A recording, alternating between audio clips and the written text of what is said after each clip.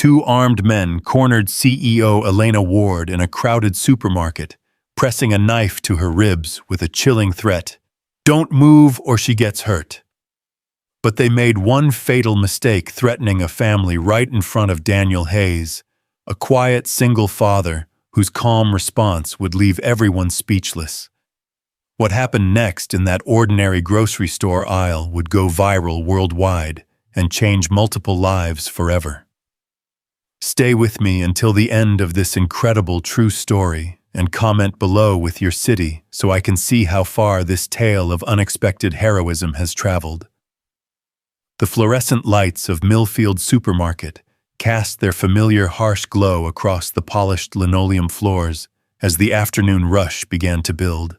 It was Tuesday, October 15th, and the store buzzed with the usual symphony of everyday life, shopping cart wheels rolling over floor tiles, the distant hum of refrigeration units, children's voices echoing from the cereal aisle, and the rhythmic beeping of checkout scanners creating a mundane metropolitan melody.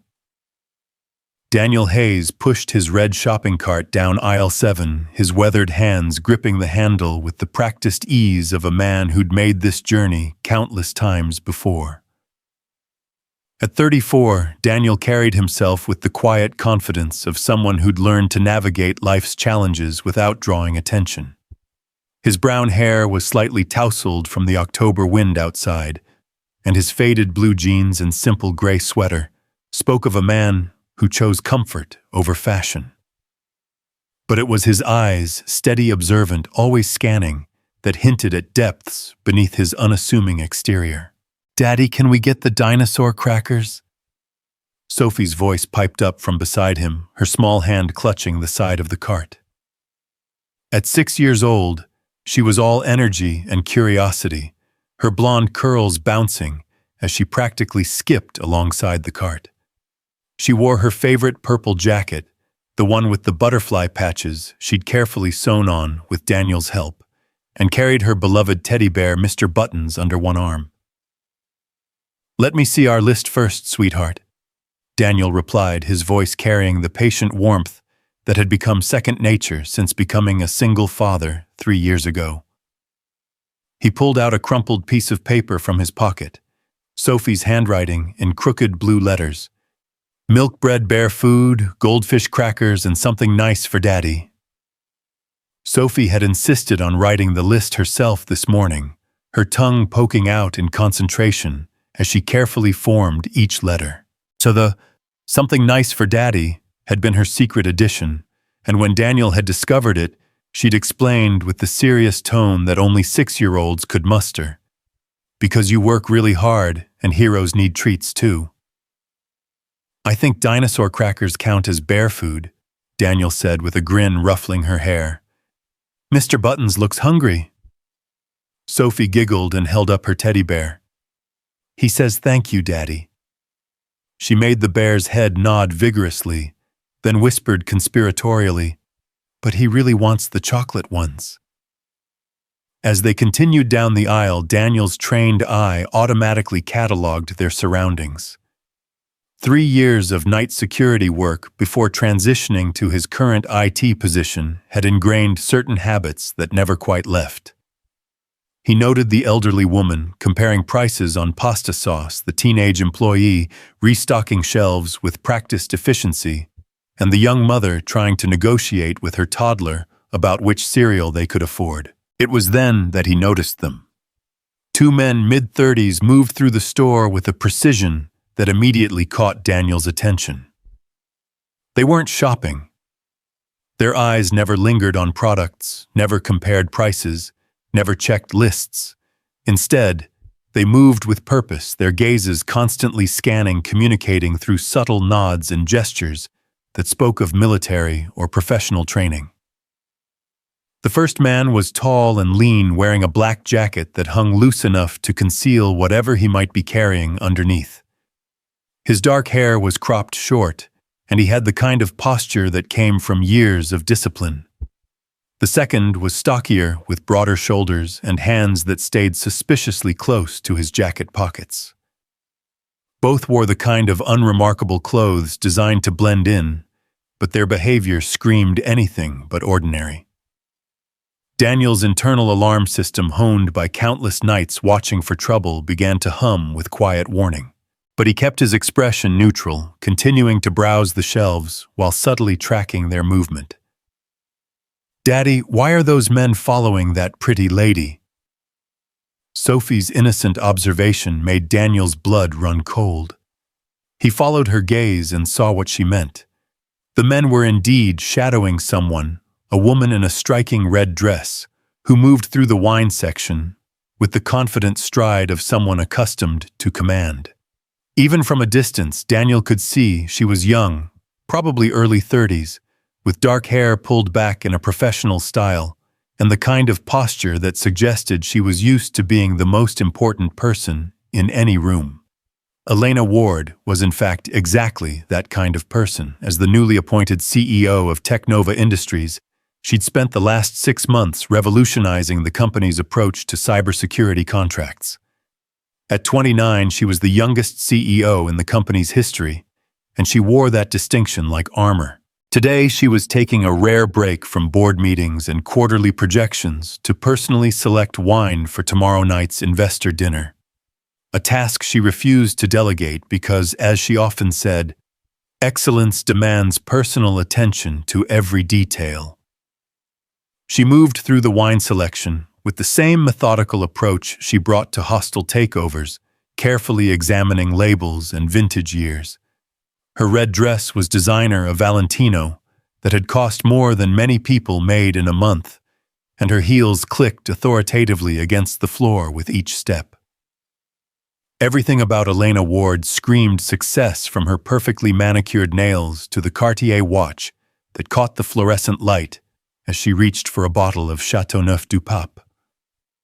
But Elena was completely oblivious to the danger closing in around her. The two men had positioned themselves strategically. The tall one browsed the spirits section, while his stockier partner examined the beer coolers, creating a perfect triangle with Elena at the center. Their movements were too coordinated, too precise to be coincidental. Daniel felt Sophie's small hand slip into his, her usual chatter quieted by some instinctive sense that something was wrong. "Daddy, I don't like those men," she whispered, pressing closer to his side. "Stay close to me, sweetheart." Daniel murmured, his mind already calculating distances, exits, and options. The store's layout flashed through his memory. He'd been shopping here for 3 years, knew every aisle, every emergency exit, every blind spot the security cameras couldn't cover. As if responding to some invisible signal, the two men began to move. Elena was examining a bottle of 2018 Bordeaux when the tall man appeared at her left elbow, his presence sudden enough to make her startle slightly. She looked up with the kind of polite but distant expression she reserved for store employees. "Excuse me," she began, assuming he worked there, but the words died in her throat as she saw his face up close. There was something cold in his eyes, something that made her executive training in reading people scream warnings. "Ms. Ward," he said quietly, his voice carrying a slight accent she couldn't quite place. "You need to come with us." The blood drained from Elena's face as the reality of the situation hit her. This wasn't a case of mistaken identity or a pushy fan recognizing her from business magazine covers. This was something far worse. "I'm sorry. I think you have me confused with someone else," she said, taking a step back and reaching for her phone. But her path was immediately blocked by the second man who had appeared behind her with the silent efficiency of a predator. "No confusion, Ms. Ward," the stocky man said, his hand moving to his jacket in a gesture that made Elena's breath catch. "Your cooperation would be appreciated." From 3 aisles away, Daniel watched the situation unfold with growing alarm. The men's body language had shifted from surveillance to action, and Elena's posture screamed distress even from a distance. Other shoppers in the wine section seemed oblivious, absorbed in their own selections, or deliberately avoiding what they sensed might be an uncomfortable situation. "Daddy, what's happening?" Sophie's voice was small, uncertain. Daniel knelt down to Sophie's level, his hands gentle on her shoulders. "Sophie, I need you to listen to me very carefully. Do you remember the game we practiced, the one where you count and I come back?" Sophie nodded, her wide blue eyes reflecting complete trust in her father. They had indeed practiced this game, Daniel's way of preparing her for emergencies without scaring her. It had started as a response to fire drills at her school, but had evolved into something more comprehensive after Daniel's security background made him acutely aware of how quickly ordinary situations could turn dangerous. "I need you to take Mr. Buttons and go sit by the customer service desk. Count to 100 very slowly, and if I'm not back by then, you tell the nice lady there that you need to call 911. Can you do that for me?" "Are you going to help the pretty lady?" Sophie asked, her child's intuition cutting straight to the heart of the matter. Daniel felt a surge of pride at his daughter's perceptiveness. "Yes, sweetheart. Sometimes grown-ups need help, and we help when we can. Like superheroes. Like everyday heroes," Daniel corrected gently. "The kind that wear regular clothes and shop for groceries." Sophie nodded solemnly and hugged Mr. Buttons tighter. "Be careful, Daddy. I need you to come back. Always," Daniel promised, touching the red cord bracelet on his wrist, the one Sophie had made for him in an after-school craft class. She'd told him it was magic, that it would keep him safe as long as he wore it. Daniel didn't believe in magic, but he believed in his daughter's love. And right now, that felt like the same thing. He straightened up and began moving toward the wine section, his steps measured and purposeful. Years of security work had taught him the value of appearing calm while moving with intent. Panic was contagious, but so was confidence. As he walked, Daniel's mind shifted into the analytical mode that had served him well during countless midnight shifts, watching over empty office buildings and parking garages. The store's afternoon crowd provided both cover and complication, plenty of witnesses, but also plenty of potential victims if things went wrong. The wine section was positioned near the store's side entrance, which could be an asset or a liability, depending on how this played out. Elena, meanwhile, found herself trapped between the two men with growing desperation. The tall one had moved closer, close enough that she could smell his cologne, something expensive that clashed with the cold menace in his eyes. "Listen," she said, trying to summon the commanding presence that had served her so well in boardrooms. "I don't know what you want, but I can assure you that whatever you think you'll gain from this is not worth the consequences. I have security people who will be looking for me. Your security is currently investigating a fire alarm at your office building." The stocky man interrupted, his smile devoid of warmth. "Amazing how these things can be coordinated." The words hit Elena like a physical blow. This wasn't random, it was planned professional, and that made it infinitely more terrifying. Her hand found her phone again, but the tall man's grip on her wrist was gentle, yet unmistakably firm. "No calls, Miss Ward. We have a car waiting outside. A simple walk, no drama, and everyone goes home safely." "Everyone except me," Elena said, surprised by the steadiness of her own voice. "That depends entirely on how cooperative you choose to be." It was then that Elena became aware of the other shoppers around them. A middle-aged woman selecting champagne had noticed the tension and was pretending to read wine labels while clearly eavesdropping. Two college-aged students were whispering to each other, their eyes darting between Elena and her captors. An elderly man had stopped his shopping entirely and was watching with undisguised concern. But none of them were intervening. They were witnesses, nothing more. The tall man seemed to sense her growing awareness of their audience. "Ms. Ward, you're beginning to attract attention. Let's move this somewhere more private." His hand moved to his jacket, and Elena caught a glimpse of something metallic underneath. The sight sent ice through her veins and galvanized her into action. "Help!" she called out, her voice carrying clearly through the wine section. "Someone help me!" The reaction was immediate and disheartening. The middle-aged woman quickly pushed her cart away, suddenly very interested in the cheese section. The college students grabbed their beer and hurried toward the checkout. The elderly man hesitated for a moment, then sadly shook his head and moved on. Elena felt a crushing sense of abandonment. Here she was, surrounded by people, and yet utterly alone. "That wasn't wise," the stocky man said, his hand now openly resting on whatever he carried beneath his jacket. "Now we'll have to be more direct."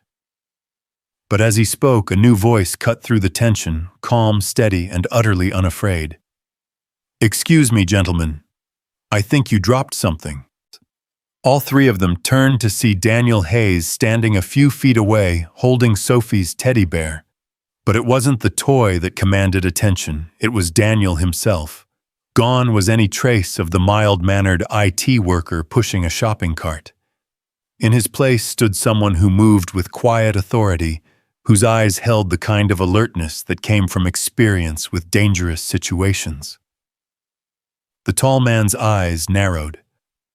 "I'm sorry, this is a private conversation." "I can see that," Daniel replied, his tone conversational. "But the lady seems distressed, and well, I have a policy about helping people who need help."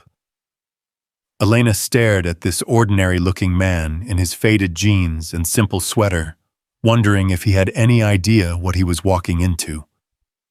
But something in his posture, something in the way he carried himself, suggested he knew exactly what he was doing.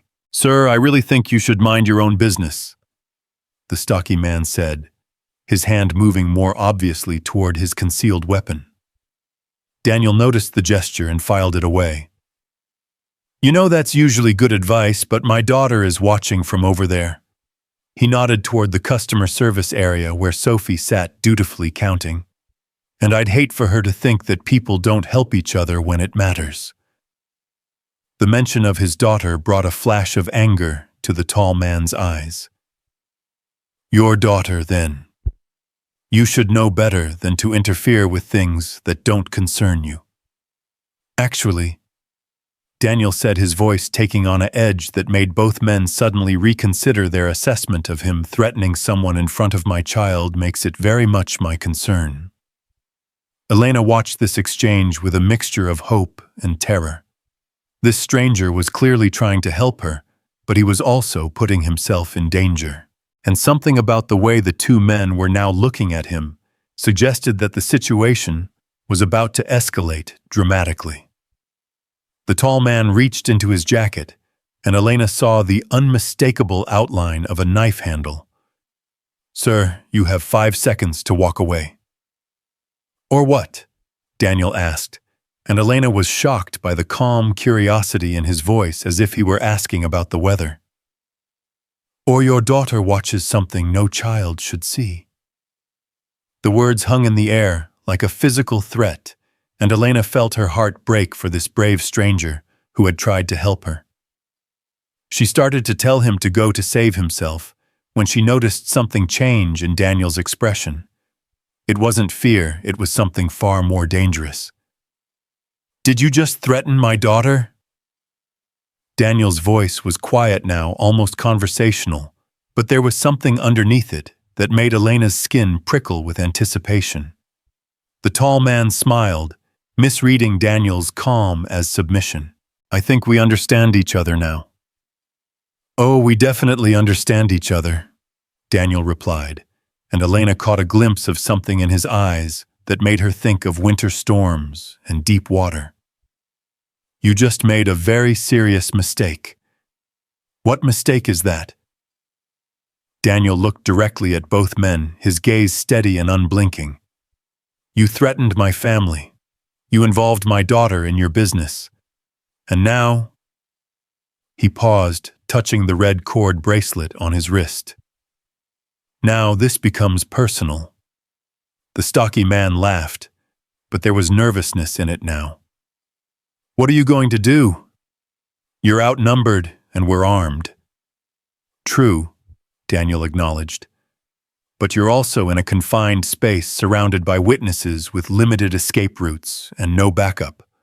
Plus, he smiled, and there was something almost predatory in it. You have no idea who you're dealing with. Elena found herself holding her breath. Whatever was about to happen, she sensed that the dynamic in this aisle was about to shift dramatically.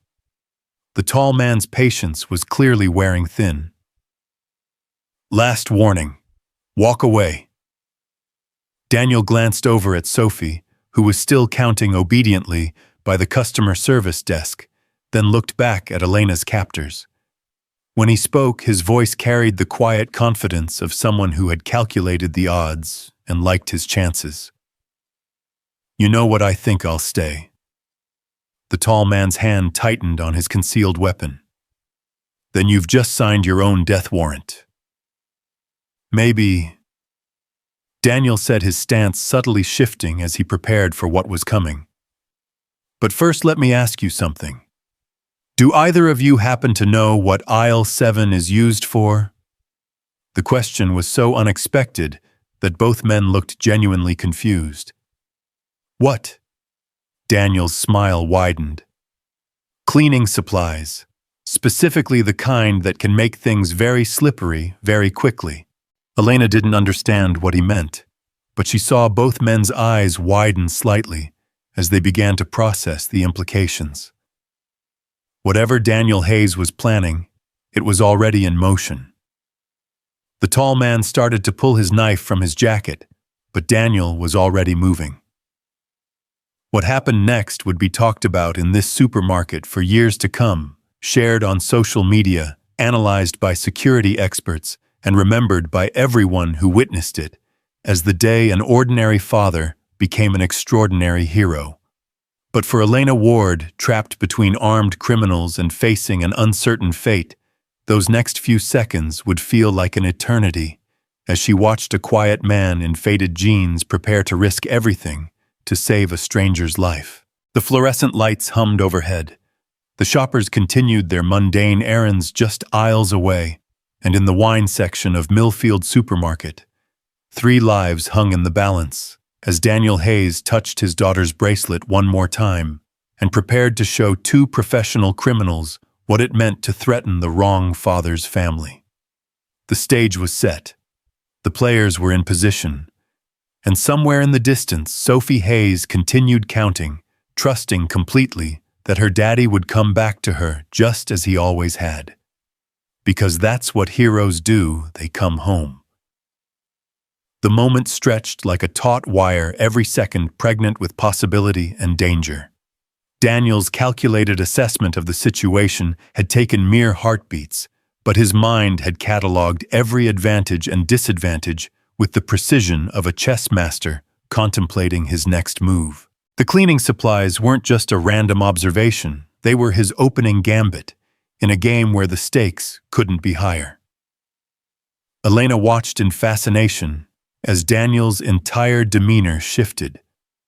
The mild-mannered father had vanished, replaced by someone who moved with the fluid confidence of a predator who had suddenly realized he wasn't the prey. His shoulders squared, his weight shifted to the balls of his feet, and his eyes took on a focus that seemed to encompass everything and everyone in the immediate vicinity. "You're making a mistake," the tall man said, his knife now partially visible as his hand closed around the handle. "We're professionals. You're just some suburban dad who's about to get himself killed playing hero." "Professional?" Daniel repeated thoughtfully, as if tasting the word. "You know, I've worked with professionals before. Real ones. And the thing about real professionals is that they don't threaten children to make their point." The stocky man shifted nervously, his own hand moving toward his concealed weapon. "You talk too much." "And you think too little," Daniel replied. For instance, did you consider that threatening someone in a supermarket during peak hours might not be the smartest tactical decision, or that choosing a location with multiple security cameras and limited escape routes could be problematic, or... His voice dropped to barely above a whisper. That you might encounter someone who's spent 3 years studying every inch of this store's layout while working night security.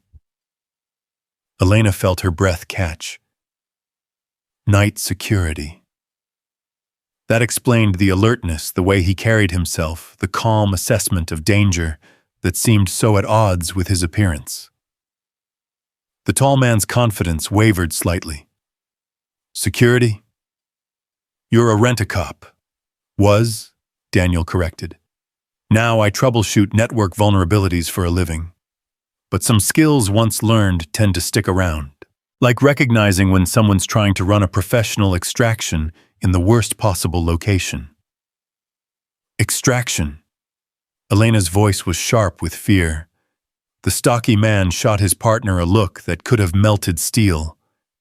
Shut up and finish this. But Daniel was already moving his casual stance, transforming into purposeful action with startling speed. He didn't go for the men directly. Instead, he grabbed a bottle of wine from the nearest shelf and hurled it toward the far end of the aisle. The crash as it shattered against the floor sent shards of glass and red wine splashing across the linoleum, immediately drawing the attention of other shoppers and store employees.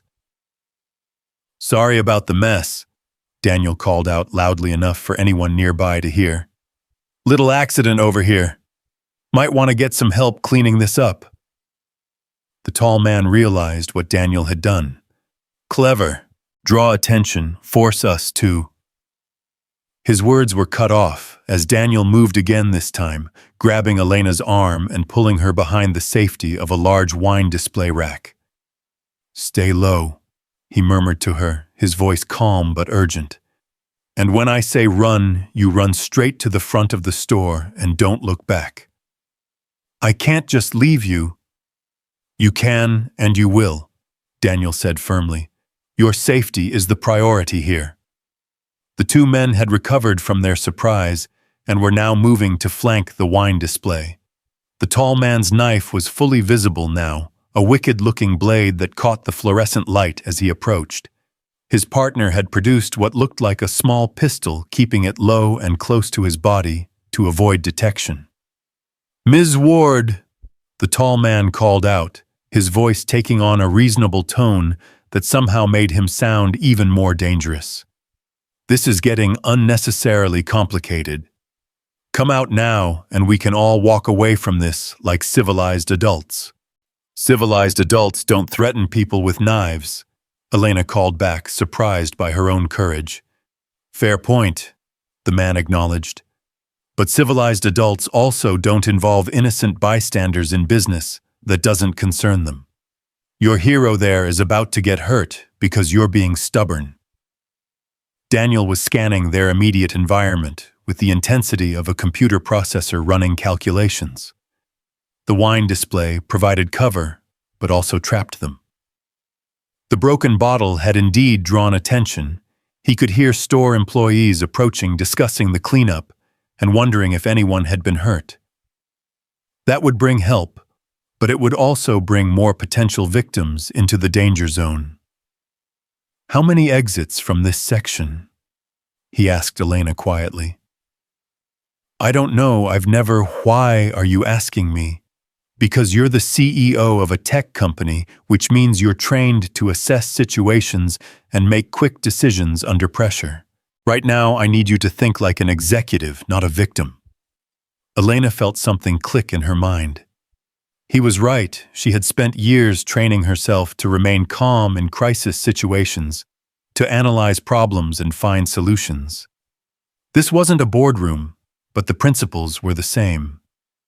Two main routes, she said, her voice steadying. The way we came in, and there's a service corridor behind the refrigerated section that leads to the loading dock.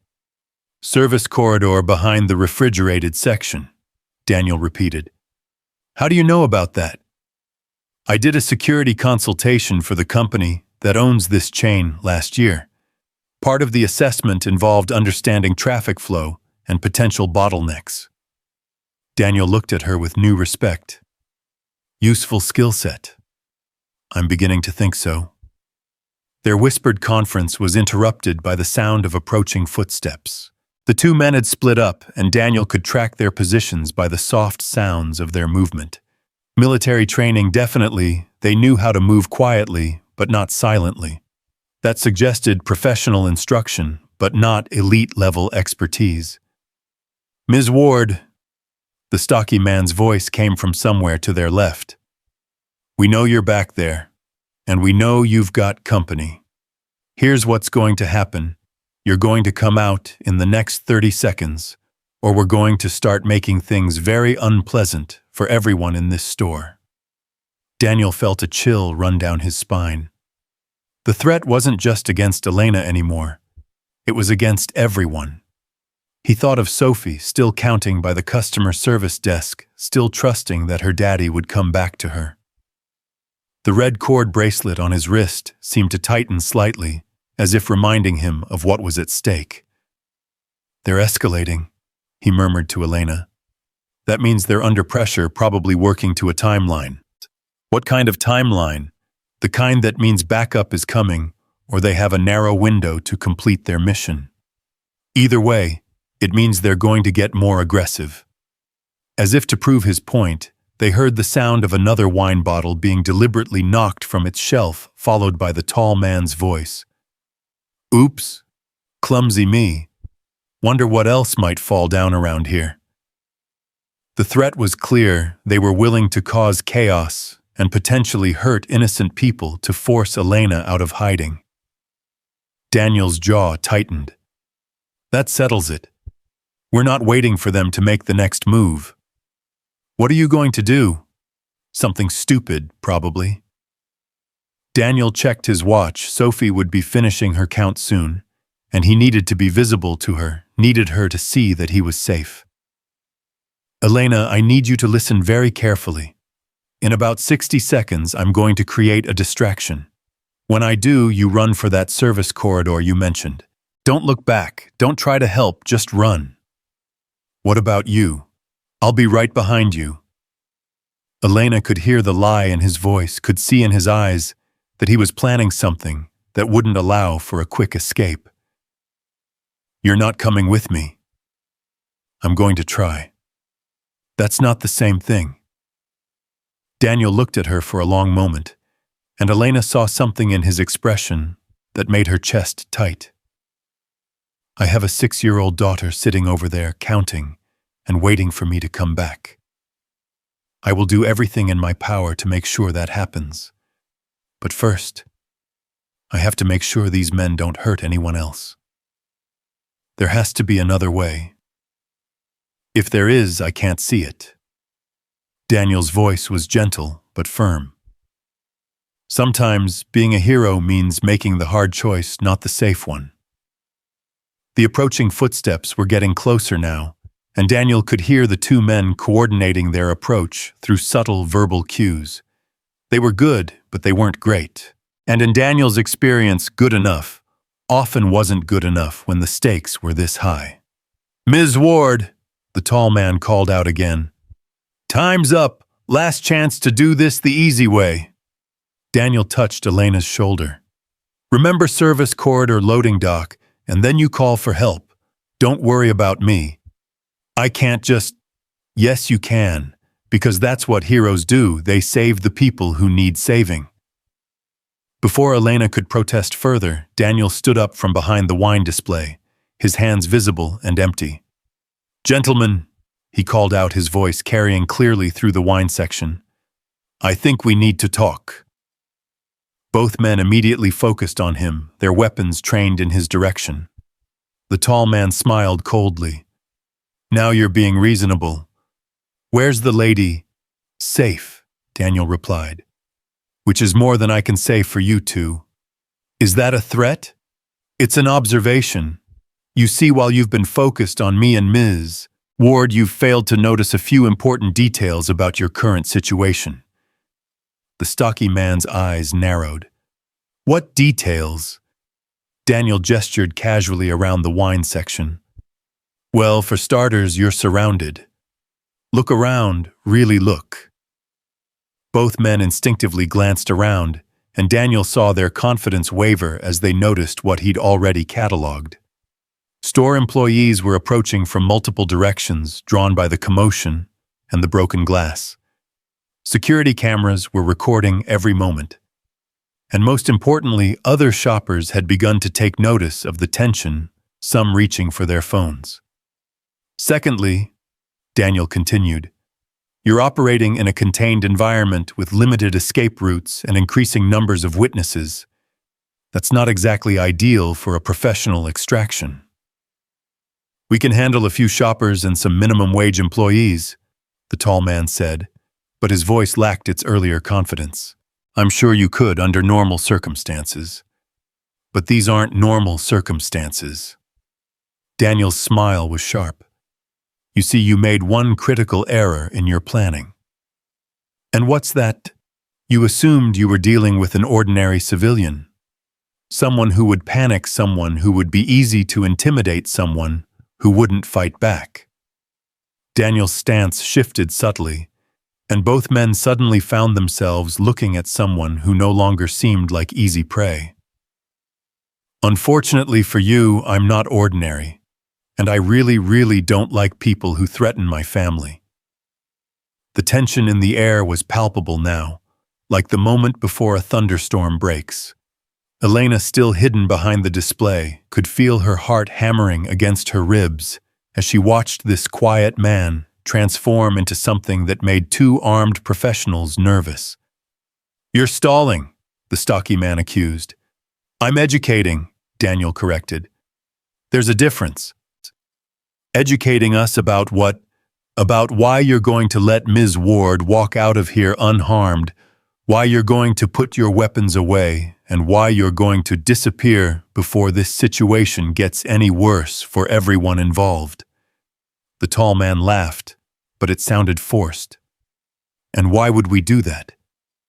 Because, Daniel said quietly, you still have a chance to walk away from this. In about 30 seconds, that option is going to disappear. What happens in 30 seconds? Daniel glanced toward the front of the store, where Sophie was still sitting by the customer service desk. She had finished counting and was now watching anxiously for his return, her teddy bear clutched tightly in her arms. The sight of her filled Daniel with a fierce protectiveness that seemed to radiate from him like heat. In 30 seconds, my daughter is going to start worrying about why Daddy isn't back yet. And when she starts worrying, she's going to do what any smart 6-year-old would do. She's going to get help. Which means, in about 30 seconds, this store is going to be crawling with police officers, security personnel, and emergency responders. Elena watched the two men process this information, saw the moment when they realized that their window of opportunity was rapidly closing. But instead of retreating, she saw something more dangerous in their eyes. Desperation. Then we'll have to speed things up, the tall man said, raising his knife. That's when Daniel made his move. He didn't go for the men directly. Instead, he grabbed the entire wine display rack and pulled it down between his wolf and his attackers. Bottles cascaded across the floor in a symphony of breaking glass and splashing wine, creating a barrier of chaos that forced both men to jump back to avoid the avalanche of expensive alcohol. "Elena now!"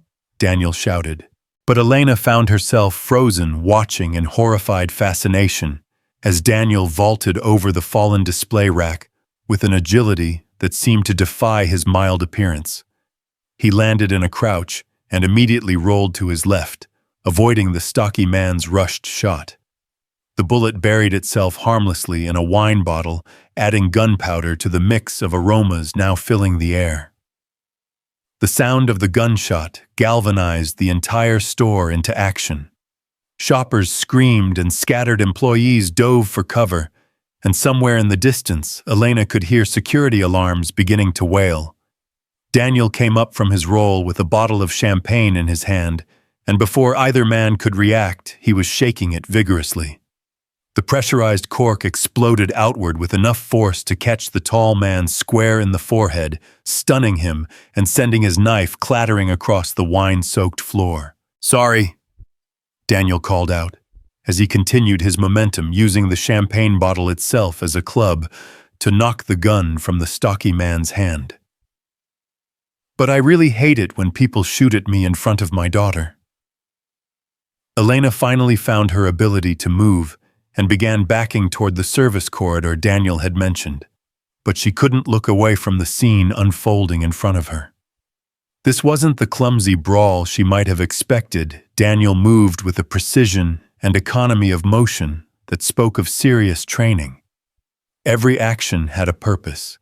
Every movement flowed naturally into the next, and underneath it all was a controlled fury that made both men suddenly realize they had drastically underestimated their opponent. The tall man, still dazed from the champagne cork, staggered backward and reached for a backup weapon. But Daniel was already there, grabbing the man's wrist and twisting with just enough force to send whatever he'd been reaching for spinning away across the slippery floor.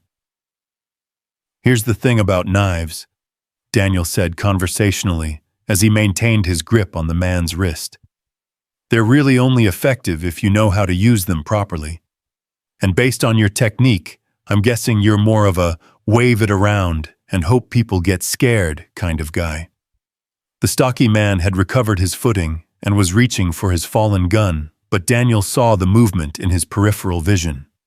Without releasing the tall man's wrist, he kicked backward, his foot connecting with the gun and sending it sliding under a refrigerated wine cabinet, where it would be impossible to retrieve quickly. "And guns," Daniel continued, still maintaining his conversational tone despite the violence of the situation, "are really only useful if you can actually hit your target. Pro tip, next time you want to shoot someone, maybe don't do it while standing on a floor covered in wine and broken glass. Tends to affect your footing." Elena found herself oddly mesmerized by Daniel's running commentary. He was fighting for his life, but he sounded like he was giving a lecture on tactical mistakes. There was something almost surreal about the calm professionalism he brought to what should have been a desperate struggle. The stocky man, now weaponless but still dangerous, charged at Daniel with the kind of reckless aggression that spoke of desperation. Daniel released the tall man's wrist and sidestepped the charge, using the attacker's momentum against him. The stocky man crashed into the wine cabinet with enough force to rattle the bottles inside, and Daniel followed up by grabbing a magnum of something expensive and bringing it down on the man's shoulder with surgical precision. "Sorry about that," Daniel said as the man crumpled to the floor, clutching his now useless arm. "But you really shouldn't have threatened my daughter." The tall man, seeing his partner incapacitated, made a desperate lunge for his fallen knife. He managed to grab it, but as he came up in a crouch, he found himself looking directly into Daniel's eyes from a distance of perhaps 3 feet. "I wouldn't," Daniel said quietly. "Why not?" "You're unarmed now." Daniel's smile was gentle, almost paternal. "Son, I've been unarmed this entire time, and look how well that's worked out for you." The man's grip tightened on the knife handle. You can still what? Fight me. You and your partner had every advantage, weapons, numbers, the element of surprise. And I just took you apart using champagne and cheap wine. What exactly do you think is going to happen if you try to continue this?" Elena watched the tall man's face as Daniel's words sank in. The professional confidence was completely gone now, replaced by the dawning realization that he was completely outmatched. His partner was groaning on the floor, nursing what was probably a separated shoulder. Their weapons were scattered and unreachable, and the man standing in front of him, covered in wine and broken glass, but otherwise unharmed, was looking at him with the kind of patient disappointment a teacher might show a student who'd failed to learn an important lesson. "Here's what's going to happen," Daniel said, his voice still calm but carrying an undertone of absolute authority. "You're going to drop that knife, you're going to help your friend to his feet, and you're both going to walk out of this store. Not run walk. Like two men who realize they've made a serious error in judgment and want to rectify the situation before it gets any worse. And if we don't..." Daniel glanced toward the front of the store where Sophie was now standing on her chair, trying to see what all the commotion was about. "If you don't, then I'm going to stop being patient. And trust me when I tell you that you really don't want to see what happens when I stop being patient." The threat was delivered in the same conversational tone Daniel had maintained throughout the fight, but something in his eyes made the tall man take an involuntary step backward. "Who the hell are you?" he whispered. "I'm a father," Daniel replied simply. "And you just learned why that's the most dangerous thing you can threaten." The knife clattered to the floor as the tall man's nerve finally broke. He helped his injured partner to his feet, and together they began making their way toward the store's side exit, moving with the careful urgency of men who knew they'd been granted an unexpected reprieve. Elena emerged from behind the service corridor entrance. Her designer dress stained with wine, and her carefully styled hair disheveled, but otherwise unharmed. She looked at the destruction around them, broken glass, spilled wine, overturned displays, and then at Daniel, who was already moving to check on the store employees who had taken cover during the confrontation. "Is everyone okay?" Daniel called out, his voice carrying the same concern he might show after a minor fender bender in a parking lot. "Anyone hurt? Anyone need medical attention?" A teenage employee poked his head up from behind the cheese counter. "Are they gone, the guys with the weapons?" "They're gone," Daniel confirmed. "And they won't be coming back." Elena watched in amazement as Daniel transformed once again, this time back into the concerned citizen, helping employees to their feet, apologizing for the mess, making sure no one had been injured in the chaos. It was as if the man who had just systematically dismantled two armed attackers had never existed. "Sir," one of the older employees said, approaching cautiously. How did you..." "Sometimes you have to help people who need help," Daniel replied, echoing the words he'd spoken to Sophie countless times. "It's just what you do." But Elena could see the cost of what he'd done in the way his hands shook slightly as he helped clear away broken glass, in the carefully controlled breathing that suggested he was working to maintain his calm facade. Whatever training or experience had allowed him to handle the situation so effectively, it wasn't something he drew on lightly. Police sirens were wailing in the distance, now growing closer, and Daniel's head turned toward the sound, with the expression of a man who knew his carefully ordered life was about to become much more complicated. "Elena," he said, using her first name for the first time, "you should go call the police. Tell them what happened here. Describe the men, give them as much detail as you can remember." "What about you?" Daniel looked toward the front of the store, where Sophie was now being comforted by a customer service representative who was trying to explain why there had been so much noise. "I need to go hug my daughter and explain why Daddy took a little longer than expected to finish shopping." Elena followed his gaze and felt her heart clench as she saw the small figure in the purple jacket, still clutching her teddy bear, still waiting with the patient trust that only children possessed. "She was counting the whole time," Elena said softly.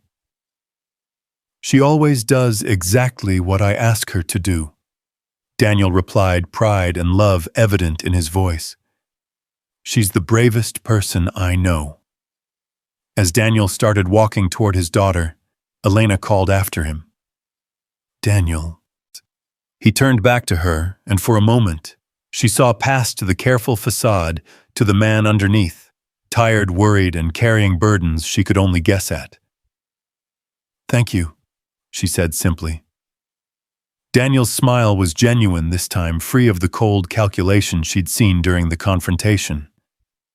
"You're welcome. But next time you go wine shopping, maybe consider bringing security." "Next time I'm bringing you." Daniel laughed, a sound that seemed to dispel the last of the tension in the air. "I think I'll stick to IT consulting.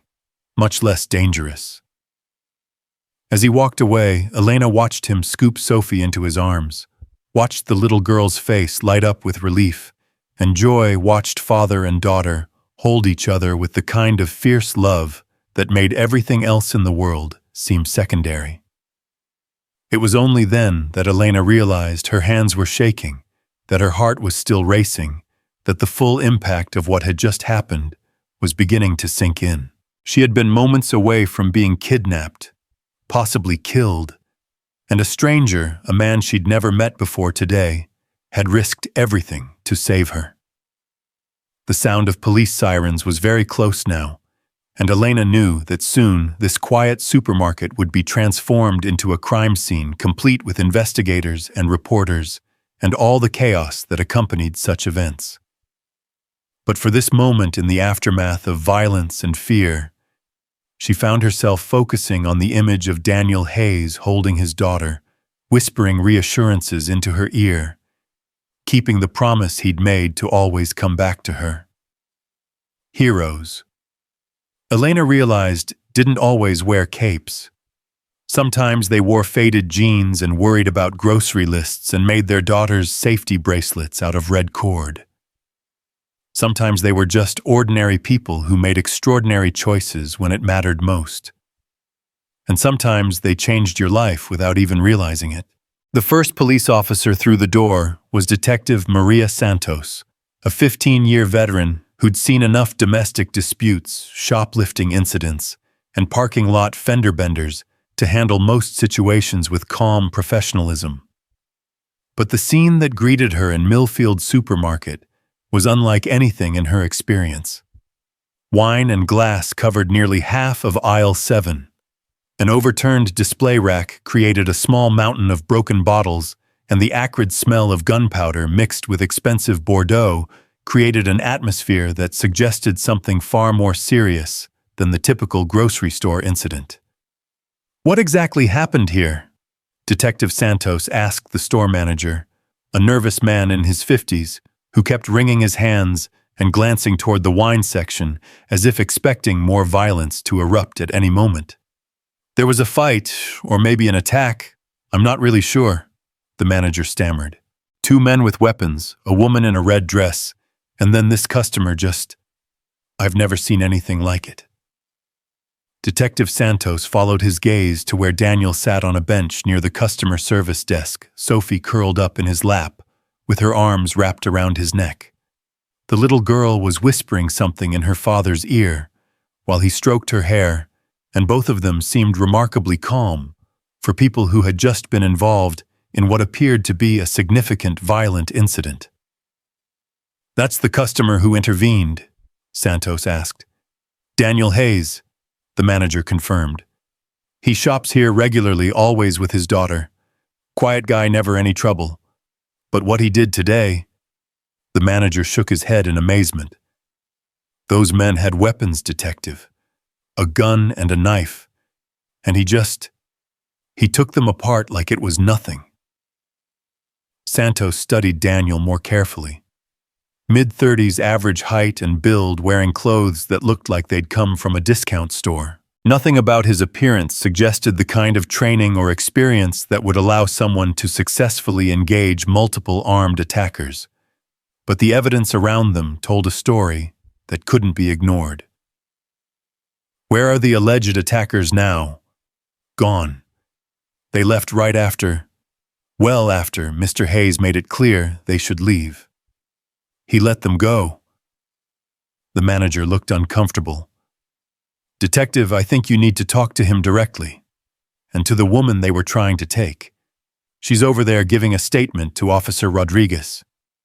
Santos looked across the store to where Elena Ward stood near the produce section, still in her wine-stained red dress, speaking animatedly to a young officer who was taking notes as fast as he could write. Even from a distance, Santos could see that Elena was shaken but unharmed, and that whatever she was telling Officer Rodriguez was making him look increasingly concerned. "Let me start with the witness," Santos decided. "Then I'll talk to Mr. Hayes." As she approached Elena, Santos could hear fragments of the conversation that made her realize this was going to be a much more complex case than she'd initially thought. "They knew my name, they knew about the fire alarm at my office, they had clearly been planning this for some time," Elena was saying, her voice steady but underlaid with the kind of tension that came from controlled fear. "This wasn't random, officer. This was a coordinated kidnapping attempt." Officer Rodriguez looked up as Santos approached. "Detective, this is Elena Ward, CEO of Technova Industries. She was the target of what appears to have been a professional kidnapping attempt." Santos felt her attention sharpen. Technova was a major player in the cybersecurity industry, with government contracts and access to sensitive information that would make its CEO a valuable target for any number of hostile actors. "Ms. Ward, I'm Detective Santos. Can you walk me through what happened?" Elena took a deep breath, clearly organizing her thoughts. "I was selecting wine for a business dinner when two men approached me. They knew who I was, they knew details about my schedule and security arrangements, and they made it clear that they intended to take me somewhere against my will." "Can you describe these men?" Both appeared to be in their 30s, physically fit, moved with what I would describe as military precision. The taller one had dark hair, spoke with a slight accent I couldn't identify. The shorter, stockier one had broader shoulders and seemed to be the one with the gun. They were definitely professionals. This wasn't some random crime of opportunity. Santos made notes as Elena spoke, already formulating the kind of investigation this would require. And then Mr. Hayes intervened. Elena's expression softened slightly. "Detective, I don't know what Daniel Hayes's background is, but he saved my life. Those men were armed. They were clearly prepared to use violence, and he stopped them without anyone getting seriously hurt." "How exactly did he stop them?" Elena gestured toward the destruction in the wine section. "I'm not sure I can adequately describe it. He seemed to know exactly what he was doing from the moment he decided to act. It wasn't luck or desperation, it was tactical, professional." Santos followed Elena's gaze back to Daniel, who was now standing and gently setting Sophie on her feet. The little girl immediately took his hand and began chattering about something that made him smile, the picture of a normal father and daughter completely at odds with the scene of controlled violence that surrounded them.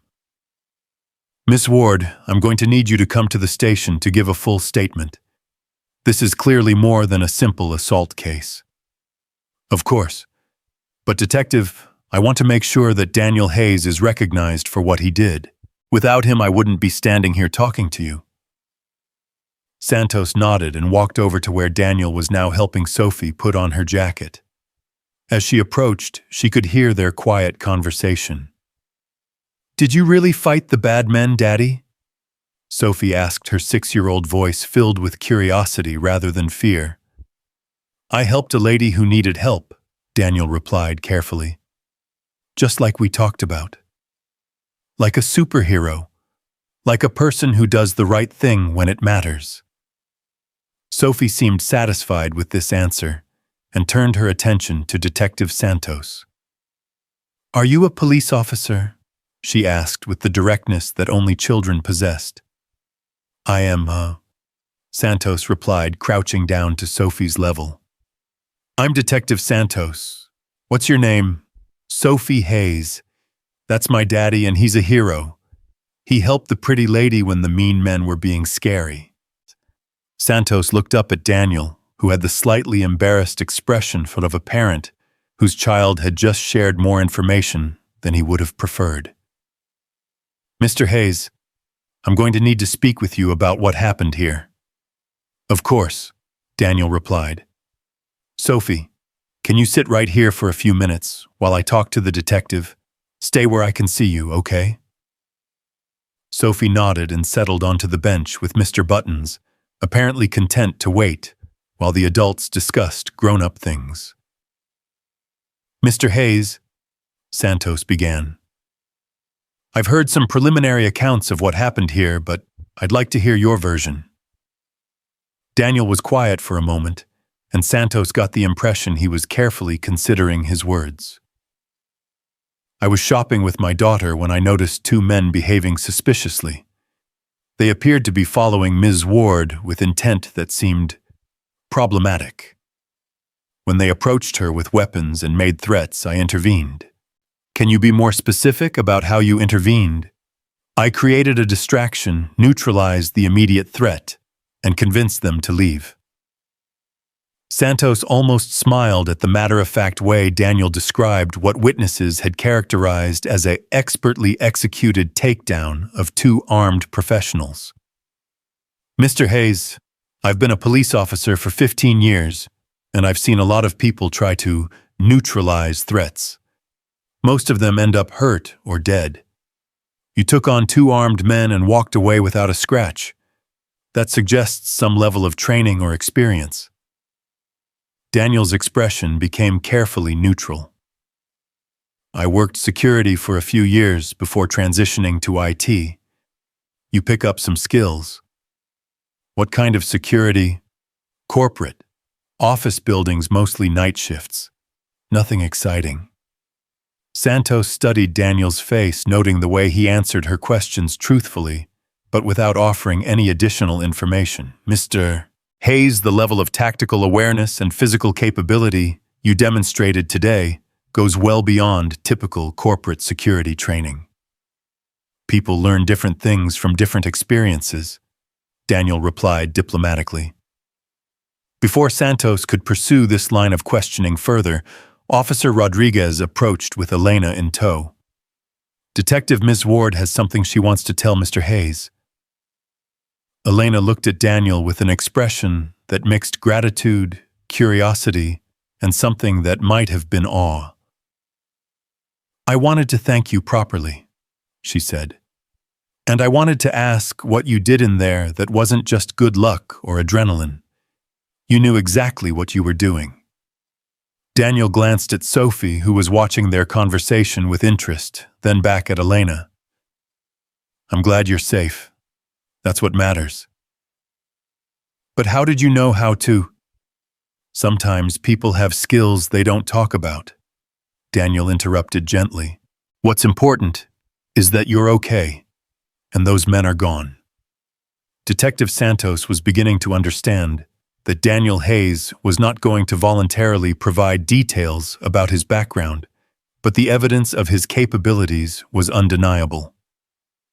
The destruction in the wine section told a story of someone who had systematically and efficiently neutralized two armed attackers using improvised weapons and superior tactical awareness.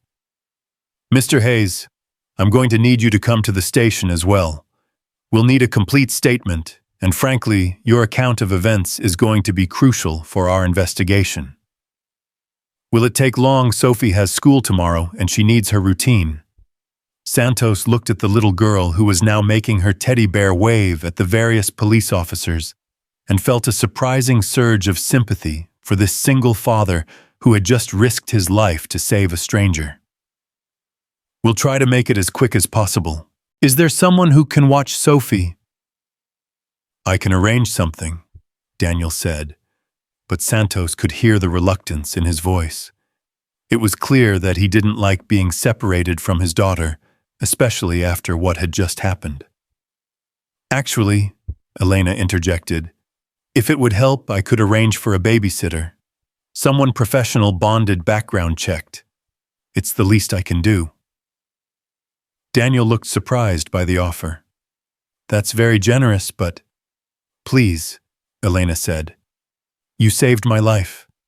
Let me help make this easier for you and Sophie. After a moment's consideration, Daniel nodded.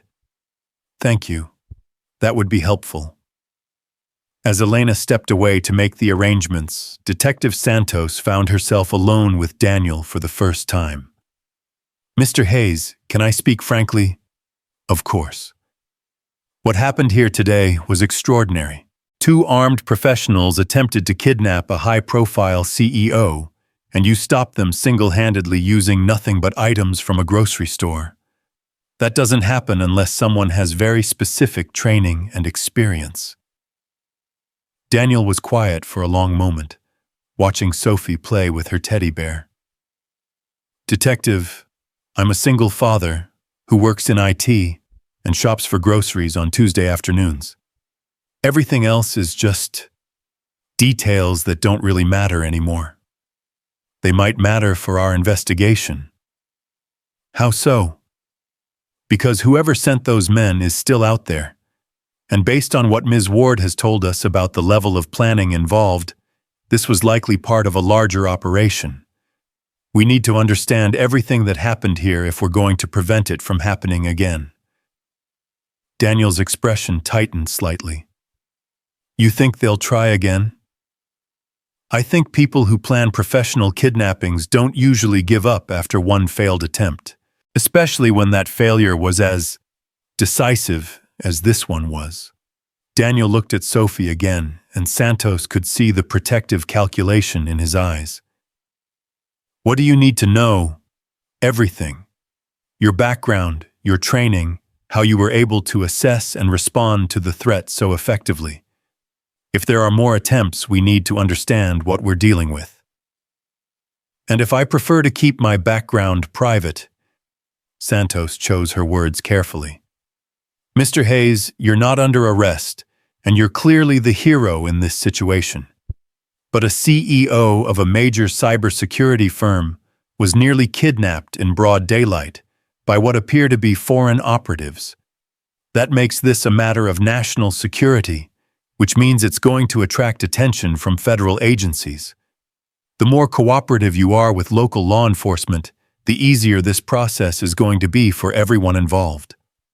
Daniel absorbed this information, and Santos could see him working through the implications. Federal agencies, FBI, possibly others depending on what our investigation reveals about the attacker's background and motives. And they'll want to know about my background as well. They'll want to know about everything, every detail that might help them understand what happened and prevent it from happening again. Daniel sighed, looking suddenly older than his 34 years. "Detective, my background is complicated. There are things I'd prefer not to discuss, not because I'm hiding anything illegal, but because I left that part of my life behind when Sophie was born." "What part of your life?" Daniel was quiet for so long that Santos thought he wasn't going to answer. When he finally spoke, his voice was barely above a whisper. "I was military. Special operations. Did 3 tours overseas before I realized that what I really wanted was to come home and be someone's father." The pieces suddenly clicked into place for Santos. The tactical awareness, the calm under pressure, the systematic way he had dismantled 2 armed opponents, it all made sense now. "What unit?" "The kind that doesn't officially exist in any records you could access." Santos felt a chill run down her spine. "Mr. Hayes, when you say special operations, I say special operations, and then I stop talking about it," Daniel interrupted firmly. "That was another life, detective. I'm not that person anymore. But today I was a father whose daughter was threatened. I did what any father would do to protect his child and help someone who needed help." Santos looked at the destruction in the wine section again, trying to reconcile Daniel's modest description with the evidence of professional-level combat skills. "Mr. Hayes, most fathers wouldn't know how to do what you did. Most fathers haven't had the training I've had, but that doesn't change the fact that I'm just a single dad trying to raise his daughter and live a quiet life. A quiet life that just became very complicated." Daniel followed her gaze to where news vans were beginning to pull into the parking lot, their satellite dishes extending toward the sky like technological flowers seeking sunlight. "The media," he said with resignation. "I'm afraid so. A story like this CEO saved by mysterious hero is going to generate a lot of interest." Daniel's expression darkened. "Detective, I need you to understand something. My daughter is the most important thing in my life. She's been through enough changes and challenges already. I don't want her exposed to media attention or public scrutiny." "I understand, but..." "No, I don't think you do." Daniel's voice carried a new edge that reminded Santos of the man who had just taken apart two armed attackers. "I left my old life behind specifically to avoid the kind of attention that gets people hurt. If this story goes public with details about my background, it puts Sophie at risk." "What kind of risk?" "The kind that comes from being connected to someone who used to do very dangerous work for very serious people. There are individuals and organizations that might see my daughter as leverage or revenge." Santos felt the situation becoming more complex by the minute. "Mr. Hayes, if there are specific threats..." "There are always threats when you've done the kind of work I used to do. That's why I walked away from it. That's why I became Daniel Hayes' IT consultant and single father instead of..." He paused, seeming to catch himself, before revealing more than he intended. "Instead of who?" Daniel looked at her for a long moment, and Santos saw something in his eyes that made her realize she was talking to someone far more dangerous than his appearance suggested. "Instead of someone who doesn't exist anymore," he said finally. Before Santos could respond, Elena returned with a woman in her 20s who appeared to be the professional babysitter she had arranged. "Mr. Hayes, this is Jennifer. She's bonded, background checked, and comes highly recommended. She can stay with Sophie at your apartment while you're at the station." Daniel studied the young woman carefully, and Santos could see him making the kind of security assessment that had probably once been second nature. "Jennifer, is it? What's your background?" "Early childhood education, 3 years of experience with high-profile families, current CPR and first aid certification," Jennifer replied professionally. "Ms. Ward has provided references, and I understand the situation requires discretion." Daniel nodded slowly. "Sophie, come here, please." Sophie skipped over with Mr. Buttons under her arm. "Are we going home now, Daddy?" "I need to help the police officers with some paperwork, sweetheart. This is Jennifer, and she's going to stay with you for a little while." Sophie looked up at Jennifer with the serious expression she reserved for important evaluations. "Do you like teddy bears?" "I love teddy bears," Jennifer replied with genuine warmth. "What's your bear's name?" "Mr. Buttons. He's very brave, just like Daddy." "I can see that. Would you like to show me Mr. Buttons' favorite games while your daddy helps the police?" Sophie considered this, then looked up at Daniel. "Will you come back soon?" "I'll come back as soon as I can," Daniel promised, kneeling down to her level. "You be good for Jennifer, okay? And remember what we always say." "Heroes help people who need help," Sophie recited dutifully. "That's right.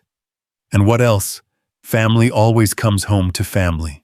Daniel hugged her tightly, and Santos saw him close his eyes for a moment, as if drawing strength from his daughter's presence. "I love you, Sophie." "I love you too, Daddy. Be careful helping the police." As Jennifer led Sophie toward the exit, the little girl turned back and waved. "Bye, pretty lady," she called to Elena. "Thank you for letting Daddy be a hero." Elena watched them go with an expression that suggested she was seeing Daniel Hayes in an entirely new light. "She's beautiful," she said softly. "She's everything," Daniel replied simply. Detective Santos cleared her throat. "Mr. Hayes, Ms. Ward, if you're both ready, we should head to the station." I suspect this is going to be a long evening." As they walked toward the exit, Santos noticed that Daniel's demeanor had shifted again. The protective father was still there, but underneath it was something else, a heightened awareness that suggested he was already thinking several moves ahead, already calculating potential threats and responses. "Mr. Hayes," she said quietly, "you mentioned that your background might put Sophie at risk if it became public knowledge. Are there specific precautions we should be taking?" Daniel paused at the store's entrance, looking out at the gathering media presence in the parking lot. News trucks, reporters with cameras, curious onlookers drawn by the excitement, all the elements of a story that would soon be spreading across social media and news networks. "Detective," he said, his voice carrying the weight of experience with situations far more dangerous than anything Millfield had ever seen. "I think it's too late for precautions. The moment I chose to intervene, I opened a door that I've spent 3 years keeping closed. What's on the other side of that door?" Daniel watched as a reporter spotted them through the glass entrance and began gesturing to her cameraman. The kind of complications that make grocery store kidnapping attempts look simple. As they stepped outside into the late afternoon sun, Santos realized that what had started as a straightforward assault case was about to become something far more complex and dangerous. And at the center of it all was a man who seemed determined to protect his daughter's innocence while carrying secrets that could apparently put them both in serious jeopardy. The questions multiplying in Santos's mind would have to wait, but she had the distinct feeling that before this case was over, she was going to learn far more about Daniel Hayes than his modest exterior suggested anyone should know. The cameras began flashing as they approached the police cars, and Santos saw Daniel's jaw tighten as he realized there was no way to avoid the attention that was about to descend on his carefully ordered life. The fluorescent lights in Interview Room B at Millfield Police Department cast harsh shadows across Daniel's face as he sat across from Detective Santos and a man who had introduced himself as Special Agent Marcus Webb from the FBI's Counterterrorism Division. Webb had arrived at the station 30 minutes after they did, carrying a briefcase and wearing the kind of serious expression that suggested this investigation had just moved far beyond local jurisdiction. "Mr. Hayes," Agent Webb began consulting a tablet that seemed to contain more information than should have been possible to gather in such a short time.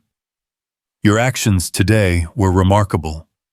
2 trained operatives neutralized efficiently minimal collateral damage. That kind of tactical execution suggests very specific training." Daniel sat quietly, his hands folded on the metal table, the red cord bracelet Sophie had made him, catching the light occasionally as he shifted position. "I did what anyone would do to protect innocent people." "No, Mr. Hayes, you did what someone with advanced combat training would do. The average citizen doesn't know how to systematically disarm multiple attackers using improvised weapons." Webb leaned forward slightly. "The question is where you acquired those skills." "I've already told Detective Santos that I worked security and had some military experience." "Some military experience," Webb repeated, his tone suggesting he found this description inadequate. "Mr. Hayes, in the past hour I've made several phone calls to colleagues in various agencies. Your name generates some interesting responses." Daniel's expression didn't change, but Detective Santos noticed his posture shift almost imperceptibly, like a cat becoming aware of a potential threat. "I'm not sure what you mean, Agent Webb." Webb consulted his tablet again. "Daniel Hayes, born in Phoenix, Arizona, enlisted in the Army at 18, completed basic training at Fort Benning, then—" He paused, looking up at Daniel. "Then your military record becomes remarkably sparse. A few training completions, some administrative notes, and then an honorable discharge after 8 years of service with very little detail about what you actually did during those 8 years." Not all military records are detailed, Daniel replied carefully. No, but most aren't quite this deliberately vague either.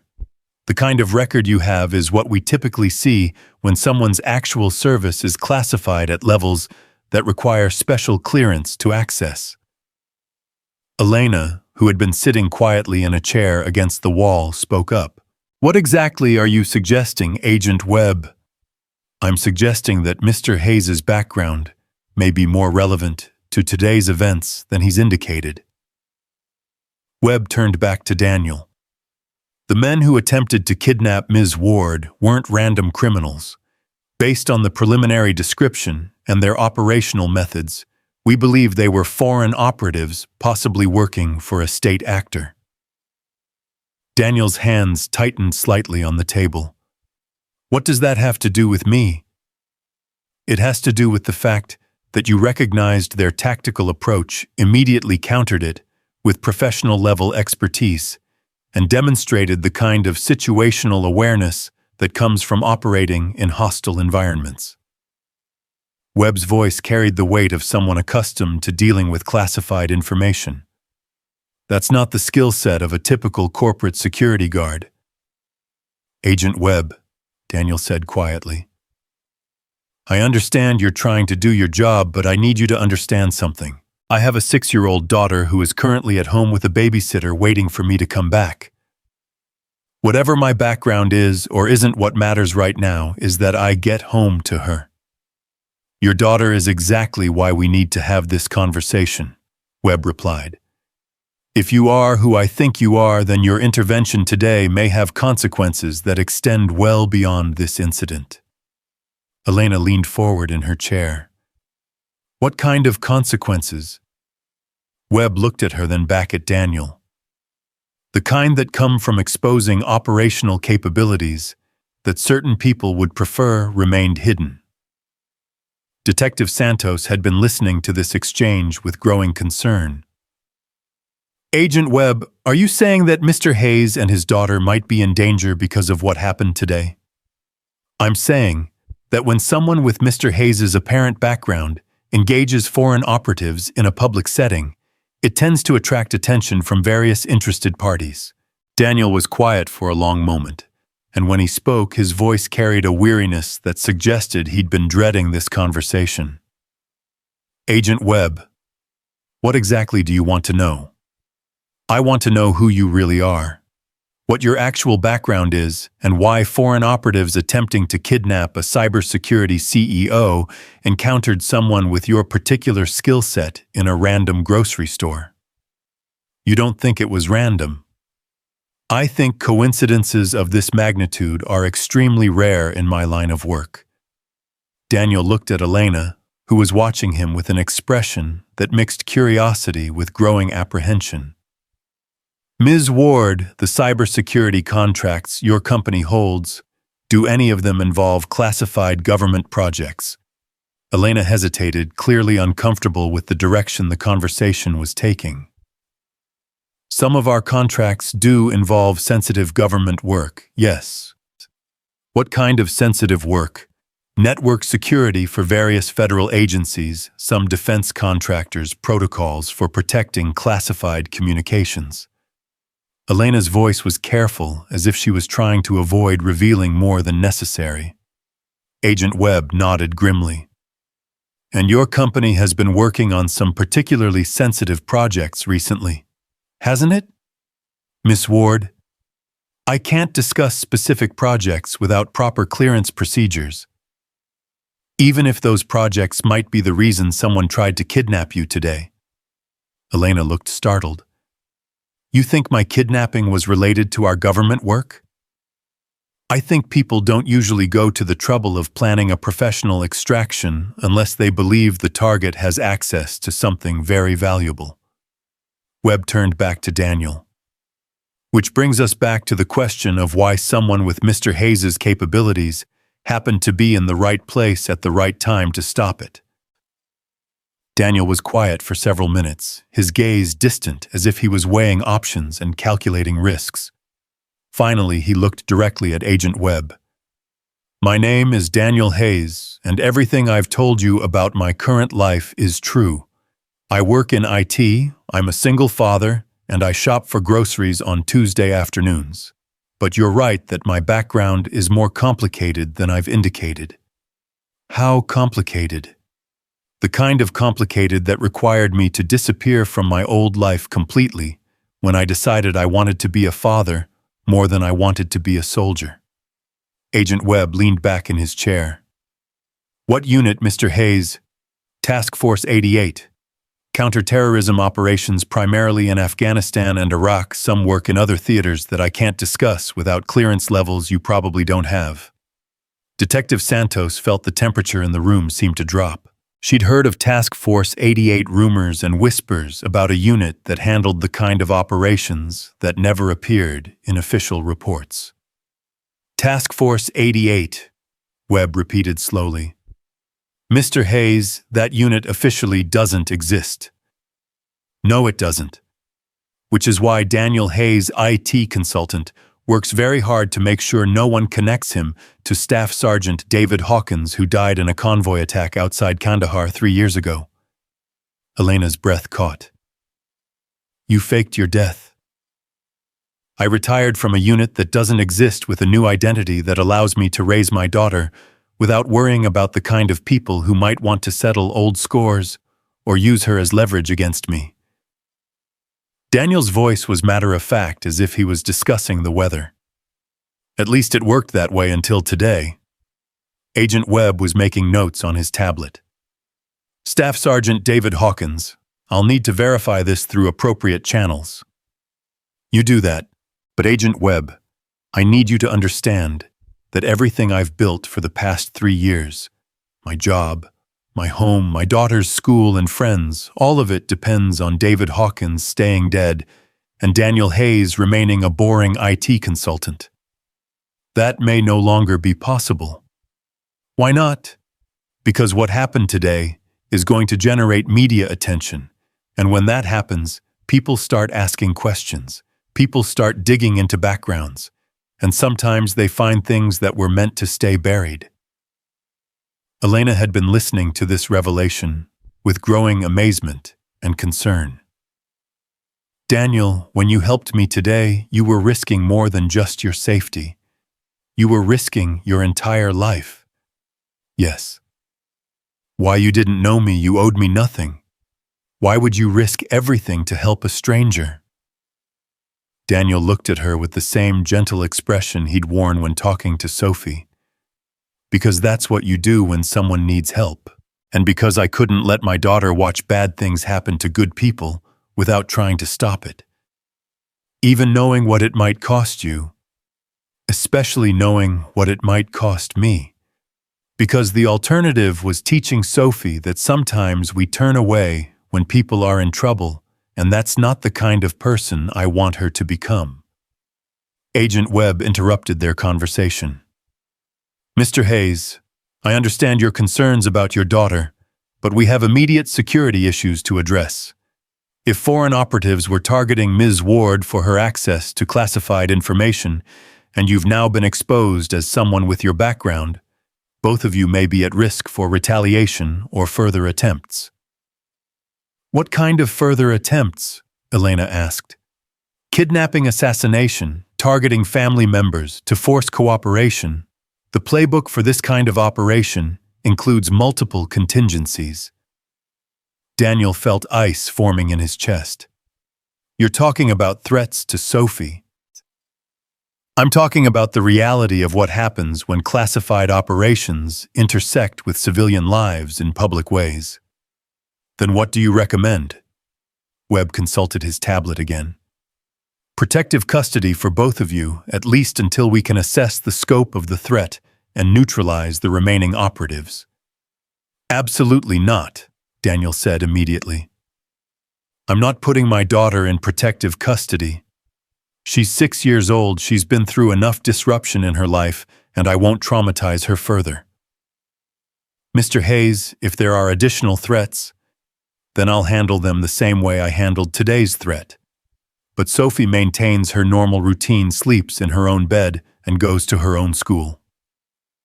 Elena looked between the two men, sensing the fundamental conflict between Daniel's priorities as a father and Agent Webb's concerns about national security. Is there a middle ground, some way to provide security without disrupting his daughter's life? Possibly, Webb admitted. We could arrange discreet surveillance security assessments of his home and his daughter's school protocols for responding to potential threats. But Mr. Hayes would need to cooperate fully with our security recommendations.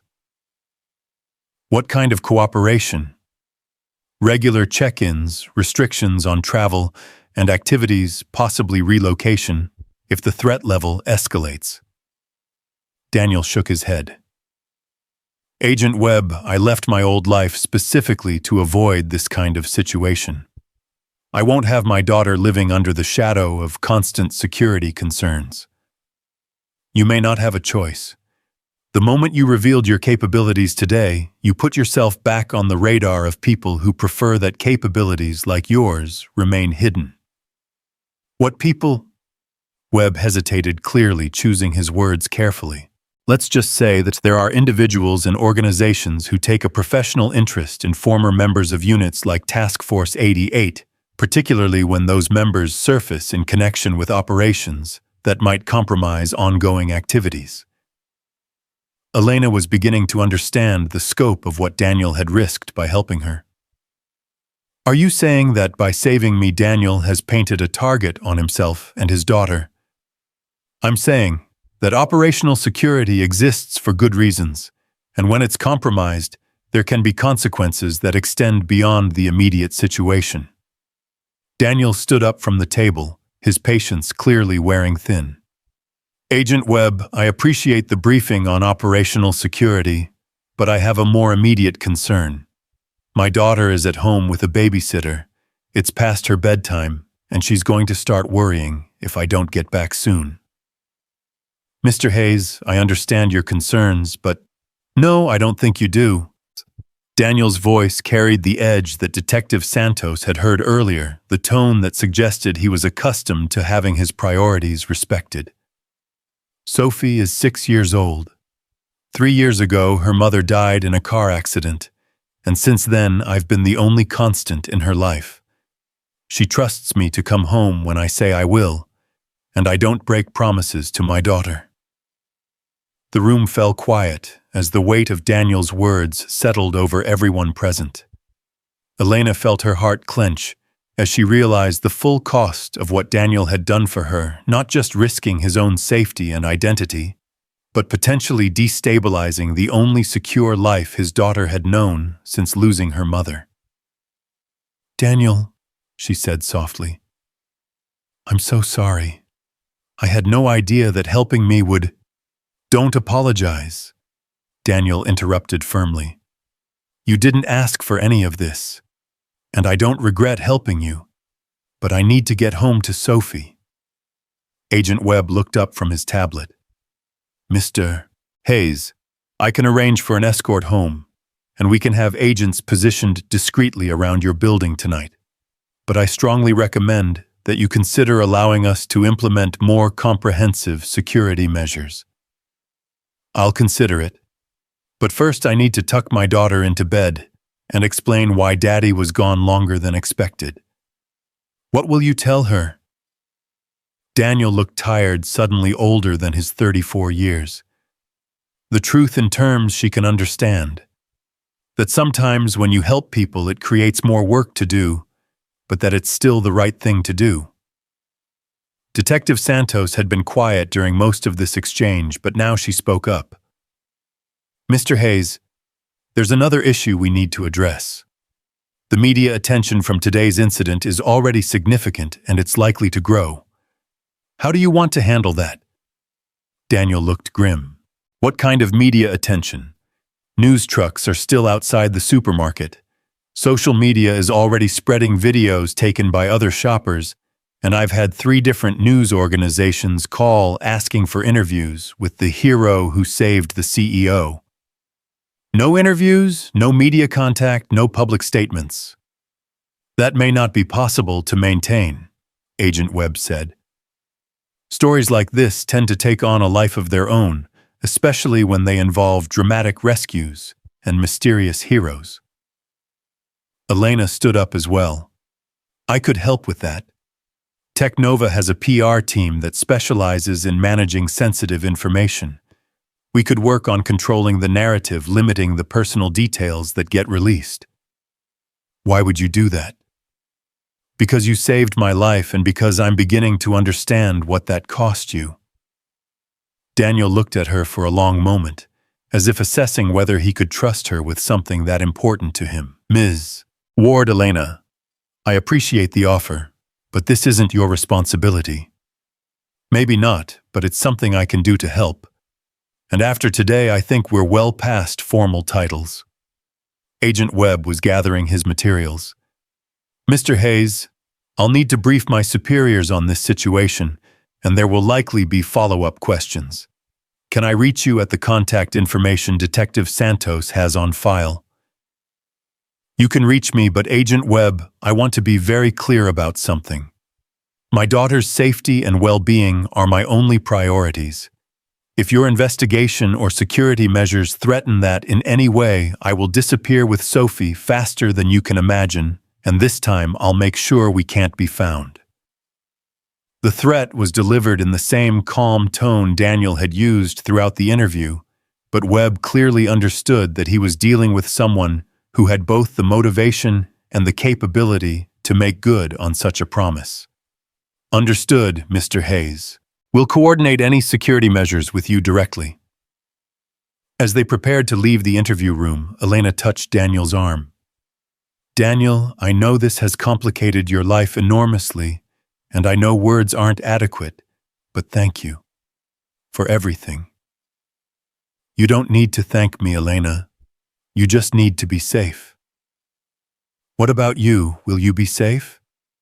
Daniel smiled, but there was something sad in it. I've been keeping myself and Sophie safe for 3 years. I'll figure out how to keep doing it. As they walked through the police station toward the exit, Detective Santos noticed the way Daniel moved constantly, scanning, evaluating, calculating. It was subtle, but once you knew what to look for, it was obvious that this was someone accustomed to operating in hostile environments. Mr. Hayes, she said quietly, if you need anything from local law enforcement, additional patrols, faster response times, anything, you just call me directly. Thank you, Detective. I appreciate that. Outside the station, the media presence had grown significantly. News vans lined the street, reporters waited with cameras and microphones, and curious onlookers had gathered, hoping to catch a glimpse of the people involved in what the local news was already calling the supermarket rescue. Back exit, Agent Webb suggested. No, Daniel said. If I sneak out, it just makes them more curious. Better to walk out normally and refuse to comment. As they emerged from the front entrance, the flash of cameras and shouted questions created a chaos of light and sound. Mr. Hayes, can you comment on what happened today? Is it true you're a former soldier?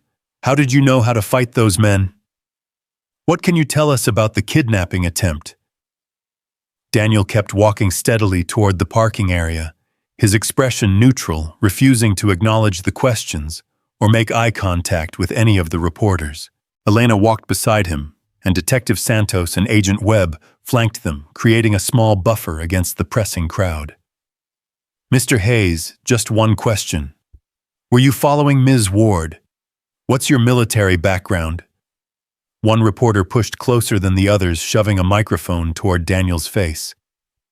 Sir, people are calling you a hero. What do you say to that? Daniel stopped walking and looked directly at the reporter. When he spoke, his voice was clear enough for all the microphones to pick up.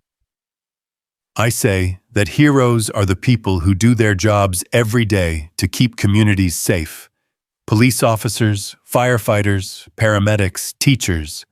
I'm just a father who helped someone who needed help.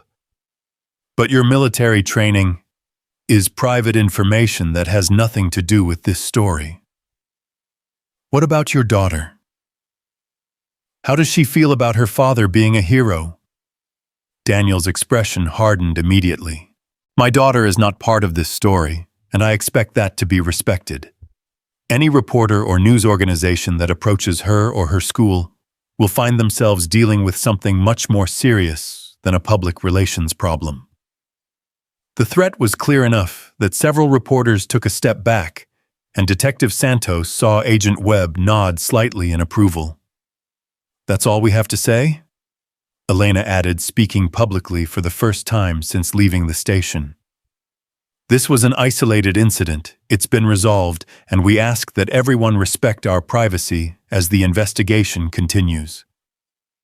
They reached Daniel's car, a modest sedan, that looked exactly like what a single father would drive, and as he opened the door, one more reporter called out, "Mr. Hayes, will you be providing security for Ms. Ward going forward?" Daniel paused with his hand on the car door and looked back at the cluster of reporters. "Ms. Ward doesn't need me to provide security. She's perfectly capable of taking care of herself. Today was just one person helping another when it mattered." As Daniel drove away from the police station, Elena watched him in the rearview mirror from Agent Webb's car, noting the way his shoulders relaxed slightly once they were away from the cameras and questions. She was beginning to understand that Daniel Hayes was someone who had built his entire life around avoiding exactly this kind of attention, and that by helping her, he had potentially sacrificed the anonymity that allowed him to be the father he wanted to be. The weight of that realization sat heavily in her chest as they drove through the evening streets of Millfield, heading toward an uncertain future that would test everything Daniel had built and everything he was willing to risk to protect the most important person in his world. In the distance, Sophie waited at home, trusting that her daddy would keep his promise to come back, unaware that the simple act of helping someone in need had changed everything about the life they had carefully constructed together. The red cord bracelet on Daniel's wrist caught the streetlight as he turned toward home, carrying with it all the love and trust of a 6-year-old girl who believed her father could handle anything as long as he remembered to come back to her. Tomorrow would bring new challenges, new questions, and new threats. But tonight, Daniel Hayes had one priority above all others: getting home to his daughter and proving once again that family always comes home to family, no matter what the cost. The apartment building on Maple Street looked exactly like what it was, a modest complex where working families raised their children, paid their rent on time, and minded their own business. As Daniel pulled into his designated parking space, he could see the warm glow of lights in his third-floor window, where Sophie waited with Jennifer, the babysitter. The sight of that light, constant and welcoming, reminded him of everything he was fighting to protect.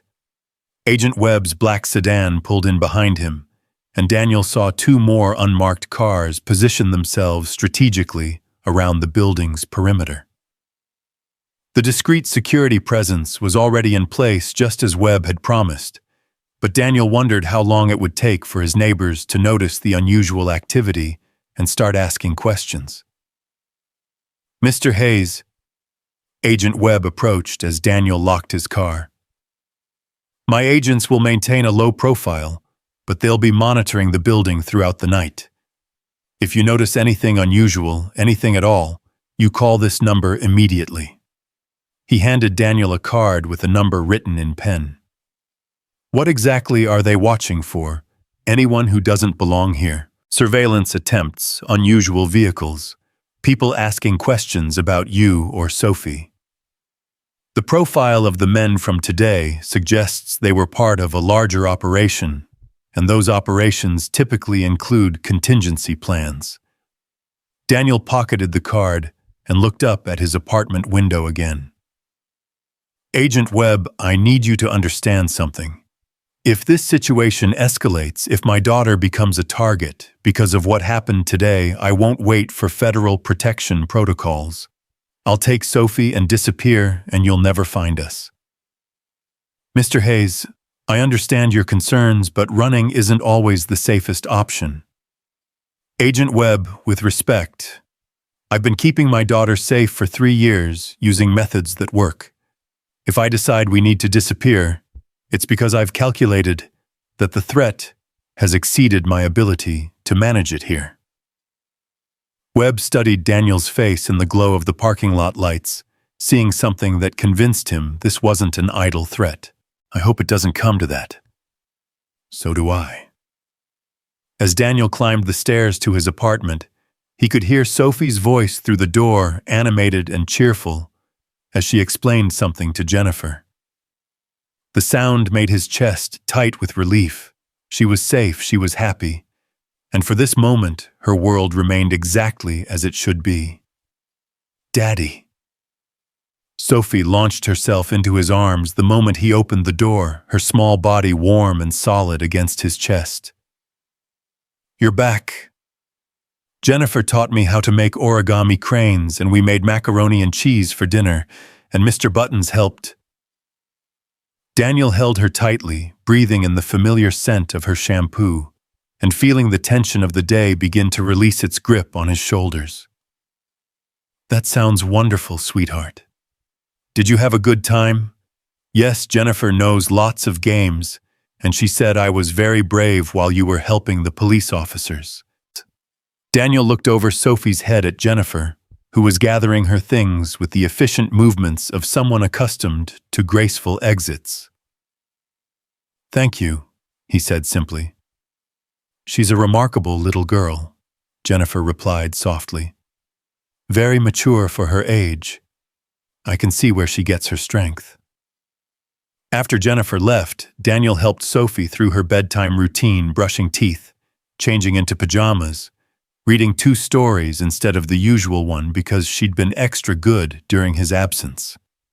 As he tucked her into bed, Sophie looked up at him with the serious expression she wore when something important was on her mind. Daddy, at the store today, when you helped the pretty lady, were you scared? Daniel considered his answer carefully. Sophie deserved honesty, but she also deserved to feel safe in her own home. A little bit, yes, but sometimes being brave means doing the right thing even when you're scared. Is that why you became a hero today? Sweetheart, I'm not a hero. I'm just your daddy, and I did what any daddy would do to help someone who needed help. Sophie reached up and touched the red cord bracelet on his wrist. But I made this to keep you safe, and you came back to me, so it worked. It absolutely worked. Daniel agreed, kissing her forehead. It's the most powerful magic I know. Will you always come back to me, Daddy? The question hit Daniel like a physical blow, carrying all the weight of a 6-year-old's fear of abandonment and her desperate need for security in a world that had already taken her mother away from her. Always, he promised, meaning it with every fiber of his being. No matter what happens, no matter where we are, I will always come back to you. That's what families do. They take care of each other. Even if bad people try to stop you. Daniel felt a chill run down his spine at the unconscious accuracy of her question. Even then, sweetheart, nothing is more important to me than being your daddy. Sophie smiled and closed her eyes, apparently satisfied with his promise. I love you, Daddy. I love you too, Sophie. Sweet dreams. Daniel turned off the light and left Sophie's door slightly ajar, the way she preferred it, then moved to the living room where the evening news was just beginning on the small television he rarely watched. But tonight, he needed to know how the day's events were being reported. The lead story made his stomach clench with dread. Good evening, I'm Sarah Chen with Channel 7 News. Our top story tonight, a dramatic rescue at a local supermarket when a mysterious hero saved the CEO of a major tech company from what police are calling a professional kidnapping attempt. The screen filled with footage from outside Millfield Supermarket, showing police cars, ambulances, and the controlled chaos that had followed the incident. Then came the security camera footage from inside the store, grainy but clear enough to show Daniel's confrontation with the two men, his systematic dismantling of their weapons and capabilities. The identity of this Good Samaritan remains largely unknown, but witnesses describe a quiet, single father who transformed into what some are calling a real-life action hero when he saw someone in danger. Daniel watched himself on the security footage, seeing his actions from an external perspective for the first time. The man on the screen moved with a precision and economy of motion that spoke of extensive training, and Daniel realized that anyone with experience in such matters would immediately recognize that this wasn't luck or adrenaline, this was professional-level capability. The news switched to an interview with one of the store employees, a teenage kid who worked in the produce section. "It was incredible, man. Like, these guys had weapons and everything, but this dude he took them apart. I've never seen anything like it in real life, you know." He was calm the whole time, like he knew exactly what he was doing. Then came footage of Daniel walking out of the police station, declining to answer questions, making his brief statement about heroes being the people who did their jobs every day. But what struck Daniel most was how the cameras focused on his face, the clear shots that would make him easily recognizable to anyone who knew what to look for. His phone buzzed with a text message from Agent Webb. "We're monitoring social media and news coverage. So far, no identification, but there's significant interest. Recommend staying home tomorrow." Daniel typed back, "Sophie has school tomorrow. She maintains her routine." The response came quickly. "We can arrange security for the school. Discreet security, nothing that draws attention or scares the children." Understood. Daniel turned off the television and moved to the window, carefully looking out at the street below. He could see one of Webb's agents in a parked car across the street, and he suspected there were others positioned where he couldn't see them. The protection was professional and thorough, but it also represented everything he'd worked to avoid for the past 3 years. His laptop chimed with an email notification, and Daniel saw that it was from Elena Ward. The subject line read, "Thank you and an offer." He opened the message and found a carefully worded note that managed to convey both gratitude and understanding. "Daniel, I've spent the evening thinking about what happened today and what it means for you and Sophie. I realize that helping me has potentially cost you the anonymity you've worked so hard to maintain, and that weighs heavily on me. I want you to know that Technova's PR team is already working to limit the personal information in media coverage, and our legal team is prepared to take action against any outlet that attempts to invade your privacy or approach Sophie. I also want to make an offer. Technova is always in need of security consultants, particularly those with your background and capabilities. The position would be well compensated, flexible enough to accommodate your responsibilities as a father, and would provide you with the resources to ensure Sophie's safety and education. I know you value your privacy and your current life, but if today's events have made that life untenable, please know that you have options.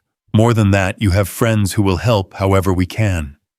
You saved my life today, Daniel. Please let me help preserve the life you've built for yourself and Sophie. Elena." Daniel stared at the message for several minutes, surprised by the thoughtfulness behind it and the practical understanding it demonstrated. Elena Ward was clearly someone who understood how to solve problems, and she was offering him exactly the kind of resources that could help him navigate the challenges ahead. But accepting her offer would mean acknowledging that his old life was truly over, that Daniel Hayes, the anonymous IT consultant, was gone forever. It would mean stepping into a world where his capabilities were known and valued, but also where Sophie would grow up knowing that her father was someone other than the quiet, ordinary man she'd always believed him to be. His phone rang, interrupting his thoughts. The caller ID showed a number he didn't recognize, but something about the pattern suggested it wasn't a random call. Hello? David Hawkins. The voice was gravelly older with an accent that Daniel recognized immediately. Daniel felt his blood turn to ice. I think you have the wrong number. No, son, I think I have exactly the right number. This is Colonel Marcus Thompson. We need to talk. Colonel Thompson had been Daniel's commanding officer in Task Force 88, the man who had helped arrange his death and disappearance 3 years ago. The fact that he was calling now meant that the situation had escalated far beyond a simple kidnapping attempt. Colonel, with respect, David Hawkins is dead. Not anymore, he's not. The moment you engaged those operatives today, you lit up every monitoring system from here to Moscow. We've got 3 different intelligence agencies asking questions about a dead soldier who apparently isn't dead, and at least 2 hostile organizations trying to figure out where you've been hiding for the past 3 years. Daniel sank into a chair, the weight of the implications settling over him like a physical burden. How bad is it? Bad enough that I'm calling you on an unsecured line because we need to move fast. The men you took down today were Russian GRU, part of an operation targeting defense contractors with classified access. When they failed to report, their handlers started asking questions about what went wrong. And they found out about me. They found out that someone with very specific training interfered with their operation. It won't take them long to connect the dots, especially with all the media coverage. Daniel looked toward Sophie's room where his daughter slept peacefully, trusting that her father would keep her safe. What are my options, Colonel? You come back in. Full reinstatement, new identity, complete protection for you and your daughter. The government takes care of everything, housing, education, security. In exchange for what? In exchange for doing what you do best. We need someone with your skills, David. The world hasn't gotten any safer since you left. Daniel closed his eyes, feeling the weight of a choice he'd hoped never to face. And if I refuse, then you're on your own against people who are very good at finding people who don't want to be found. And son, they won't hesitate to use your daughter to get to you. The silence stretched between them as Daniel processed the reality of his situation. Everything he'd built, everything he'd worked for, was crumbling around him because he'd made the choice to help a stranger in need. I need time to think. You don't have time. We're moving you tonight, both of you. No. Daniel's voice carried absolute finality. My daughter sleeps in her own bed tonight. She goes to her own school tomorrow. If you want my cooperation, Colonel, it happens on my terms. David, it's Daniel, and those are my terms. I'll consider your offer, but Sophie maintains her routine until I decide what's best for her. Colonel Thompson was quiet for a moment. 24 hours. After that, I can't guarantee your safety. I've been guaranteeing our safety for 3 years without government help. I think I can manage 1 more day. After hanging up, Daniel sat in the quiet of his living room listening to the soft sounds of Sophie's sleep from down the hall. The red cord bracelet on his wrist caught the light from the street lamps outside, and he thought about the little girl who had made it for him, believing it would keep him safe. She had been right, in a way. It hadn't kept him physically safe, that had been his own training and capabilities. But it had reminded him in every crucial moment of what he was fighting for and what he needed to come home to. A soft knock at the door interrupted his thoughts. Daniel approached, carefully checking the peephole before opening it to find Elena Ward standing in the hallway, still wearing her wine-stained red dress from earlier, but looking somehow more human than she had in the supermarket. I hope I'm not intruding, she said quietly. I was driving home and I realized I couldn't just go back to my normal life without making sure you and Sophie were okay. Daniel stepped aside to let her in, noting that Agent Webb's security team had apparently cleared her visit. We're okay. Sophie's asleep. Elena looked around the modest apartment, taking in the child's drawings on the refrigerator, the small pile of toys in the corner, the careful order that spoke of a single parent managing a careful balance between work and family. "This is what you gave up your old life for," she said softly. "This is what you've been protecting." "Yes. It's beautiful, Daniel. The life you've built here, it's exactly what any child should have." Daniel gestured for her to sit on the couch, then took the chair opposite her. "Elena, why are you really here?" "Because I've spent the evening learning about the kind of sacrifice you made today. Not just the physical risk, but everything else.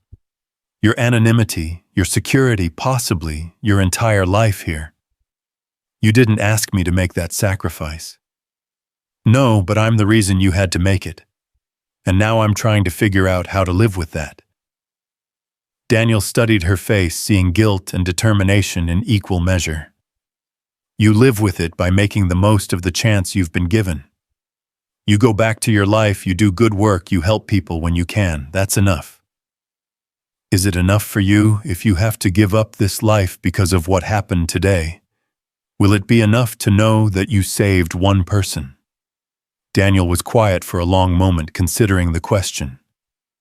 "Elena, 3 years ago, I was someone who solved problems with violence.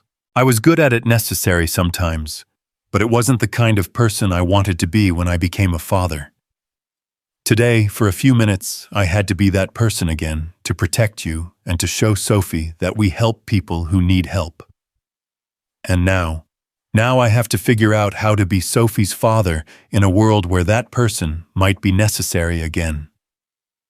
Elena leaned forward, her voice intense with conviction. "Then let me help. The offer I made in my email, it's real, Daniel. Technova has the resources to provide security, to create new identities if necessary, to ensure that Sophie can grow up safely while still being proud of who her father is. You would do that for someone you barely know. I would do that for the man who risked everything to save my life.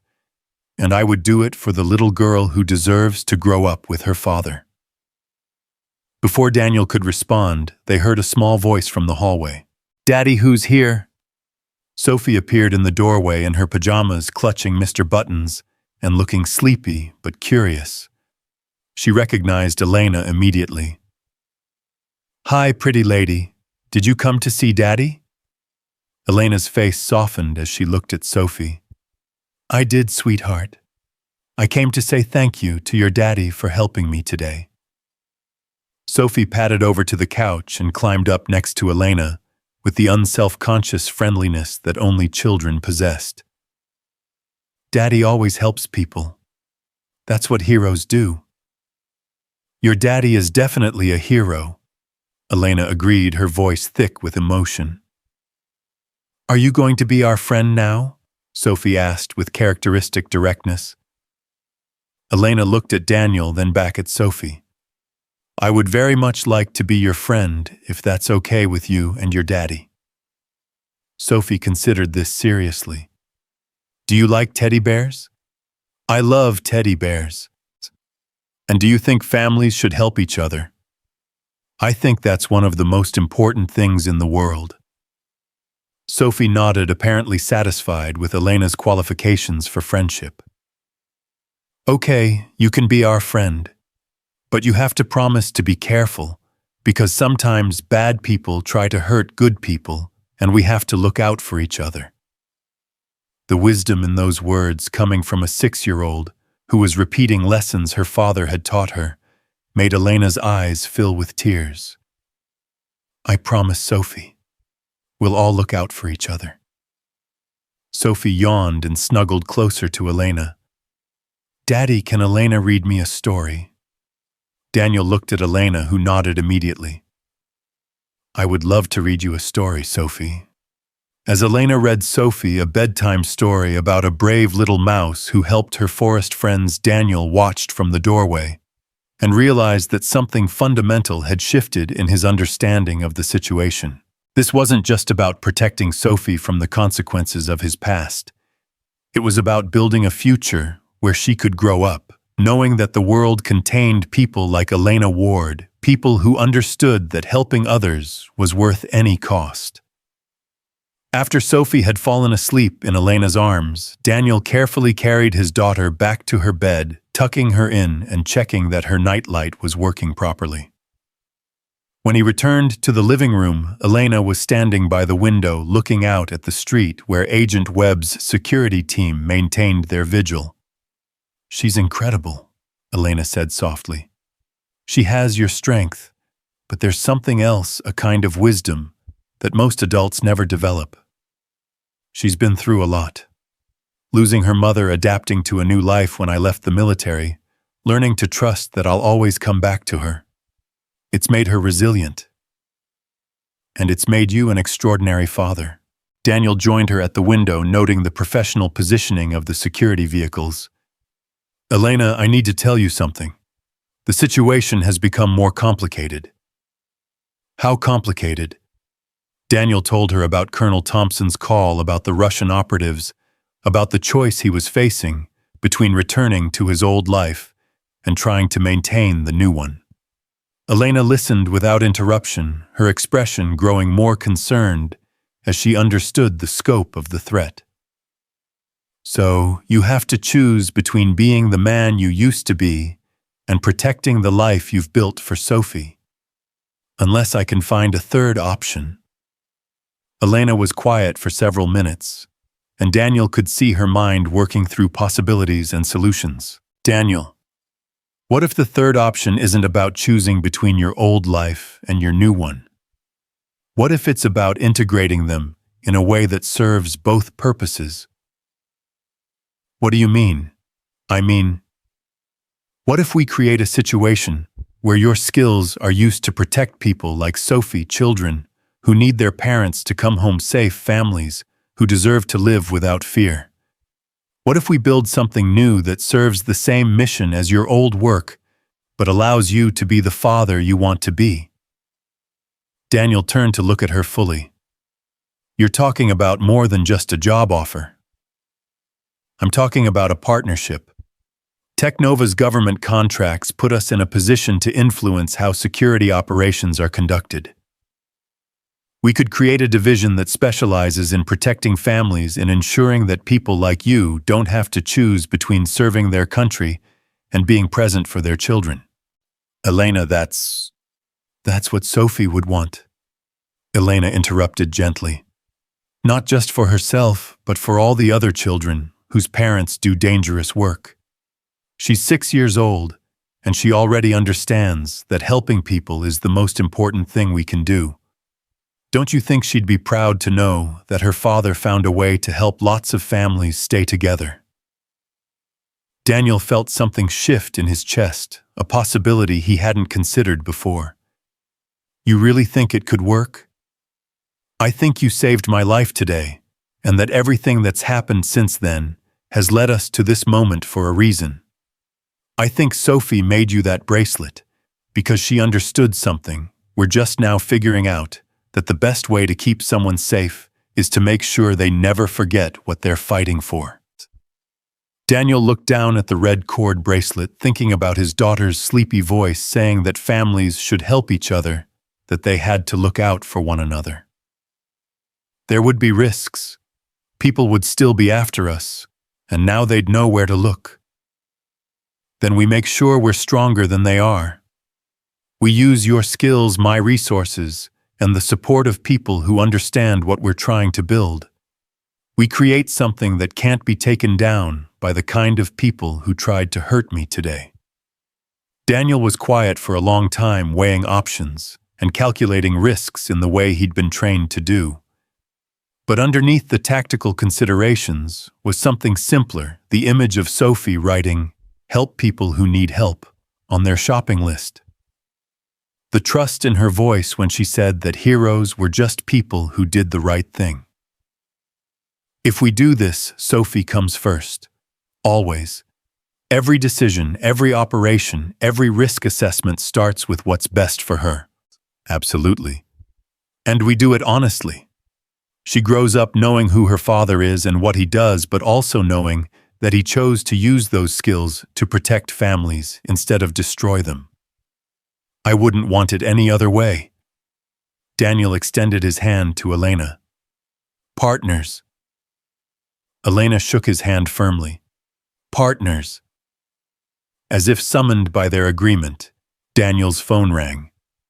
The display showed Colonel Thompson's number. I have an answer for you, Colonel, Daniel said without preamble. I'm listening. David Hawkins stays dead, but Daniel Hayes is going to do something new, something that serves the same mission but protects what matters most. Son, I'm not sure I understand. You will, Colonel, and when you do, I think you're going to want to be part of it. 3 months later, Daniel stood in the conference room of Technova Industries, watching Elena present their new family security division to a room full of government officials, military leaders, and corporate executives. The division specialized in protecting the families of people who did dangerous work. Intelligence operatives, military personnel, federal agents, foreign correspondents, humanitarian workers.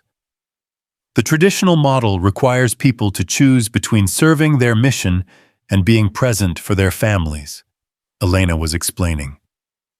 Our approach recognizes that the best operatives are those who have something worth coming home to, and that protecting their families makes them more effective, not less. Daniel's role was officially head of security operations, but his real job was building teams of people who understood that strength came from having something to protect, not from having nothing to lose. Former soldiers who wanted to serve without missing their children's bedtime stories. Intelligence analysts who needed flexibility to attend school plays field operatives who required the security to know their families would be safe while they were deployed. Sophie, now 7 and in 2nd grade, knew that her daddy worked to help keep families safe. She understood that sometimes he had to travel for work, but she also knew that he would always come home to her, and that the people he worked with understood how important that promise was. Our success rate speaks for itself, Elena continued. But more than that, our model proves that we can serve national security interests while also serving the human interests that make that security meaningful. In the back of the room, Agent Webb, now Director Webb of the FBI's new Family Protection Task Force, nodded approvingly. The kidnapping attempt that had started everything had led to the discovery of a larger network of foreign operatives targeting the families of government personnel. Daniel and Elena's division had been instrumental in neutralizing those threats, while also identifying vulnerabilities in the existing protection systems. After the presentation, Daniel found Elena in her office looking out at the city skyline with the expression of someone who had found exactly the purpose she'd been looking for. Good presentation, he said, settling into the chair across from her desk. Good division, she replied.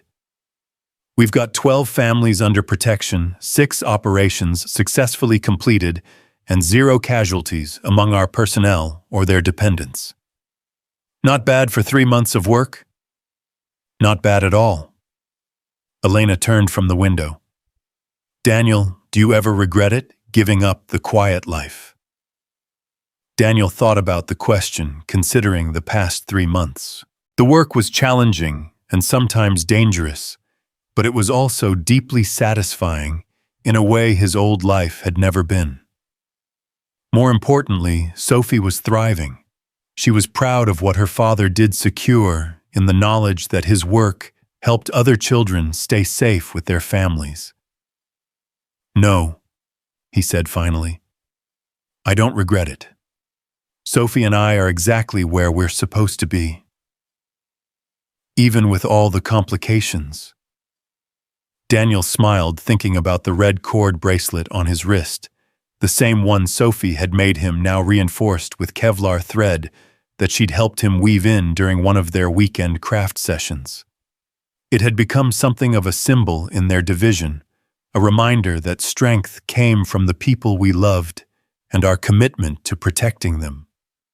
especially with the complications. The easy path isn't always the right path. Elena's phone buzzed with a message and she glanced at it before looking back at Daniel. Speaking of complications, we just got a request from the State Department. Apparently there's a situation involving the family of an embassy official in Prague. They specifically asked for our team.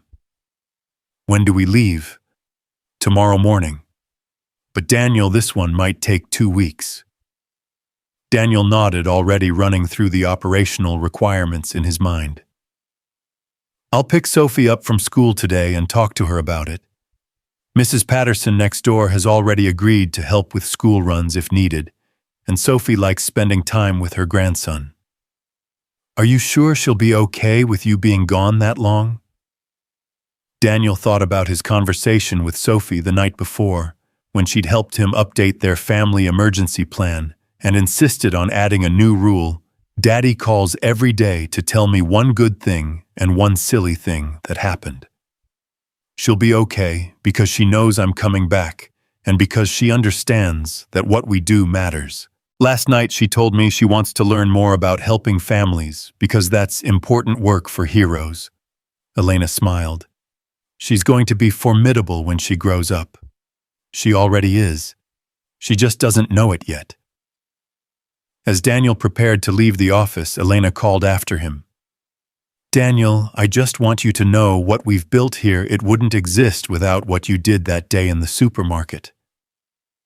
What we've built here exists because we both understood that helping people is the most important thing we can do. Everything else is just details. That evening, Daniel sat at the kitchen table with Sophie, helping her with her homework, while she chattered about her day at school. Her current assignment was to write about someone she admired, and she had chosen to write about families who help other families stay together. Daddy, is it true that there are bad people who try to separate families? Sometimes, sweetheart, but there are a lot more good people who work to keep families together. Like you and Elena, like me and Elena, and like all the people who work with us. Sophie finished writing a sentence in her careful second-grade handwriting, then looked up at him seriously. Daddy, I'm proud that you help people, even when it's scary. It's not scary when I remember what I'm coming home to. Because family always comes home to family. Because family always comes home to family. Sophie smiled and returned to her homework, adding one more line to her essay. My daddy is a hero because he helps keep families safe, and heroes always keep their promises. Outside, the evening settled over their neighborhood with the peaceful rhythm of ordinary life. Children played in yards, families gathered for dinner, and parents tucked their children into bed with stories and promises of tomorrow. It was exactly the kind of life Daniel had dreamed of when he'd first held Sophie in his arms, and exactly the kind of life he now spent his days protecting for other families around the world. The red cord bracelet on his wrist caught the light from Sophie's desk lamp as he helped her solve a math problem, and Daniel thought about the strange journey that had brought them to this moment. From the wine aisle of a supermarket to a new purpose that honored both his past and his future, from a chance encounter with danger to a partnership that was changing how the world thought about family and service. Sophie finished her homework and climbed into his lap for their evening story, and Daniel realized that the greatest mission of his life wasn't the one he'd trained for or the one he'd been assigned. It was the one he'd chosen to be the father Sophie deserved while building a world where other parents could make the same choice. The quiet hero who had once saved a stranger in a grocery store had found something more valuable than recognition or reward. He'd found a way to transform a moment of danger into a lifetime of purpose, a way to honor both the warrior he'd been and the father he'd chosen to become. And in the end, that was the most heroic thing of all, not the dramatic rescue that had made the news, but the daily choice to use his strength in service of love to build something lasting from a moment of crisis, and to show his daughter that the best heroes were the ones who never stopped believing that every family deserved the chance to come home to each other. Heroes Sophie had learned didn't wear capes. They wore red cord bracelets made by the people they loved, carried shopping lists written in crooked blue letters, and remembered that the most important promise anyone could make was the simple one that said, "I will always come back to you." Because that's what heroes do. They come home.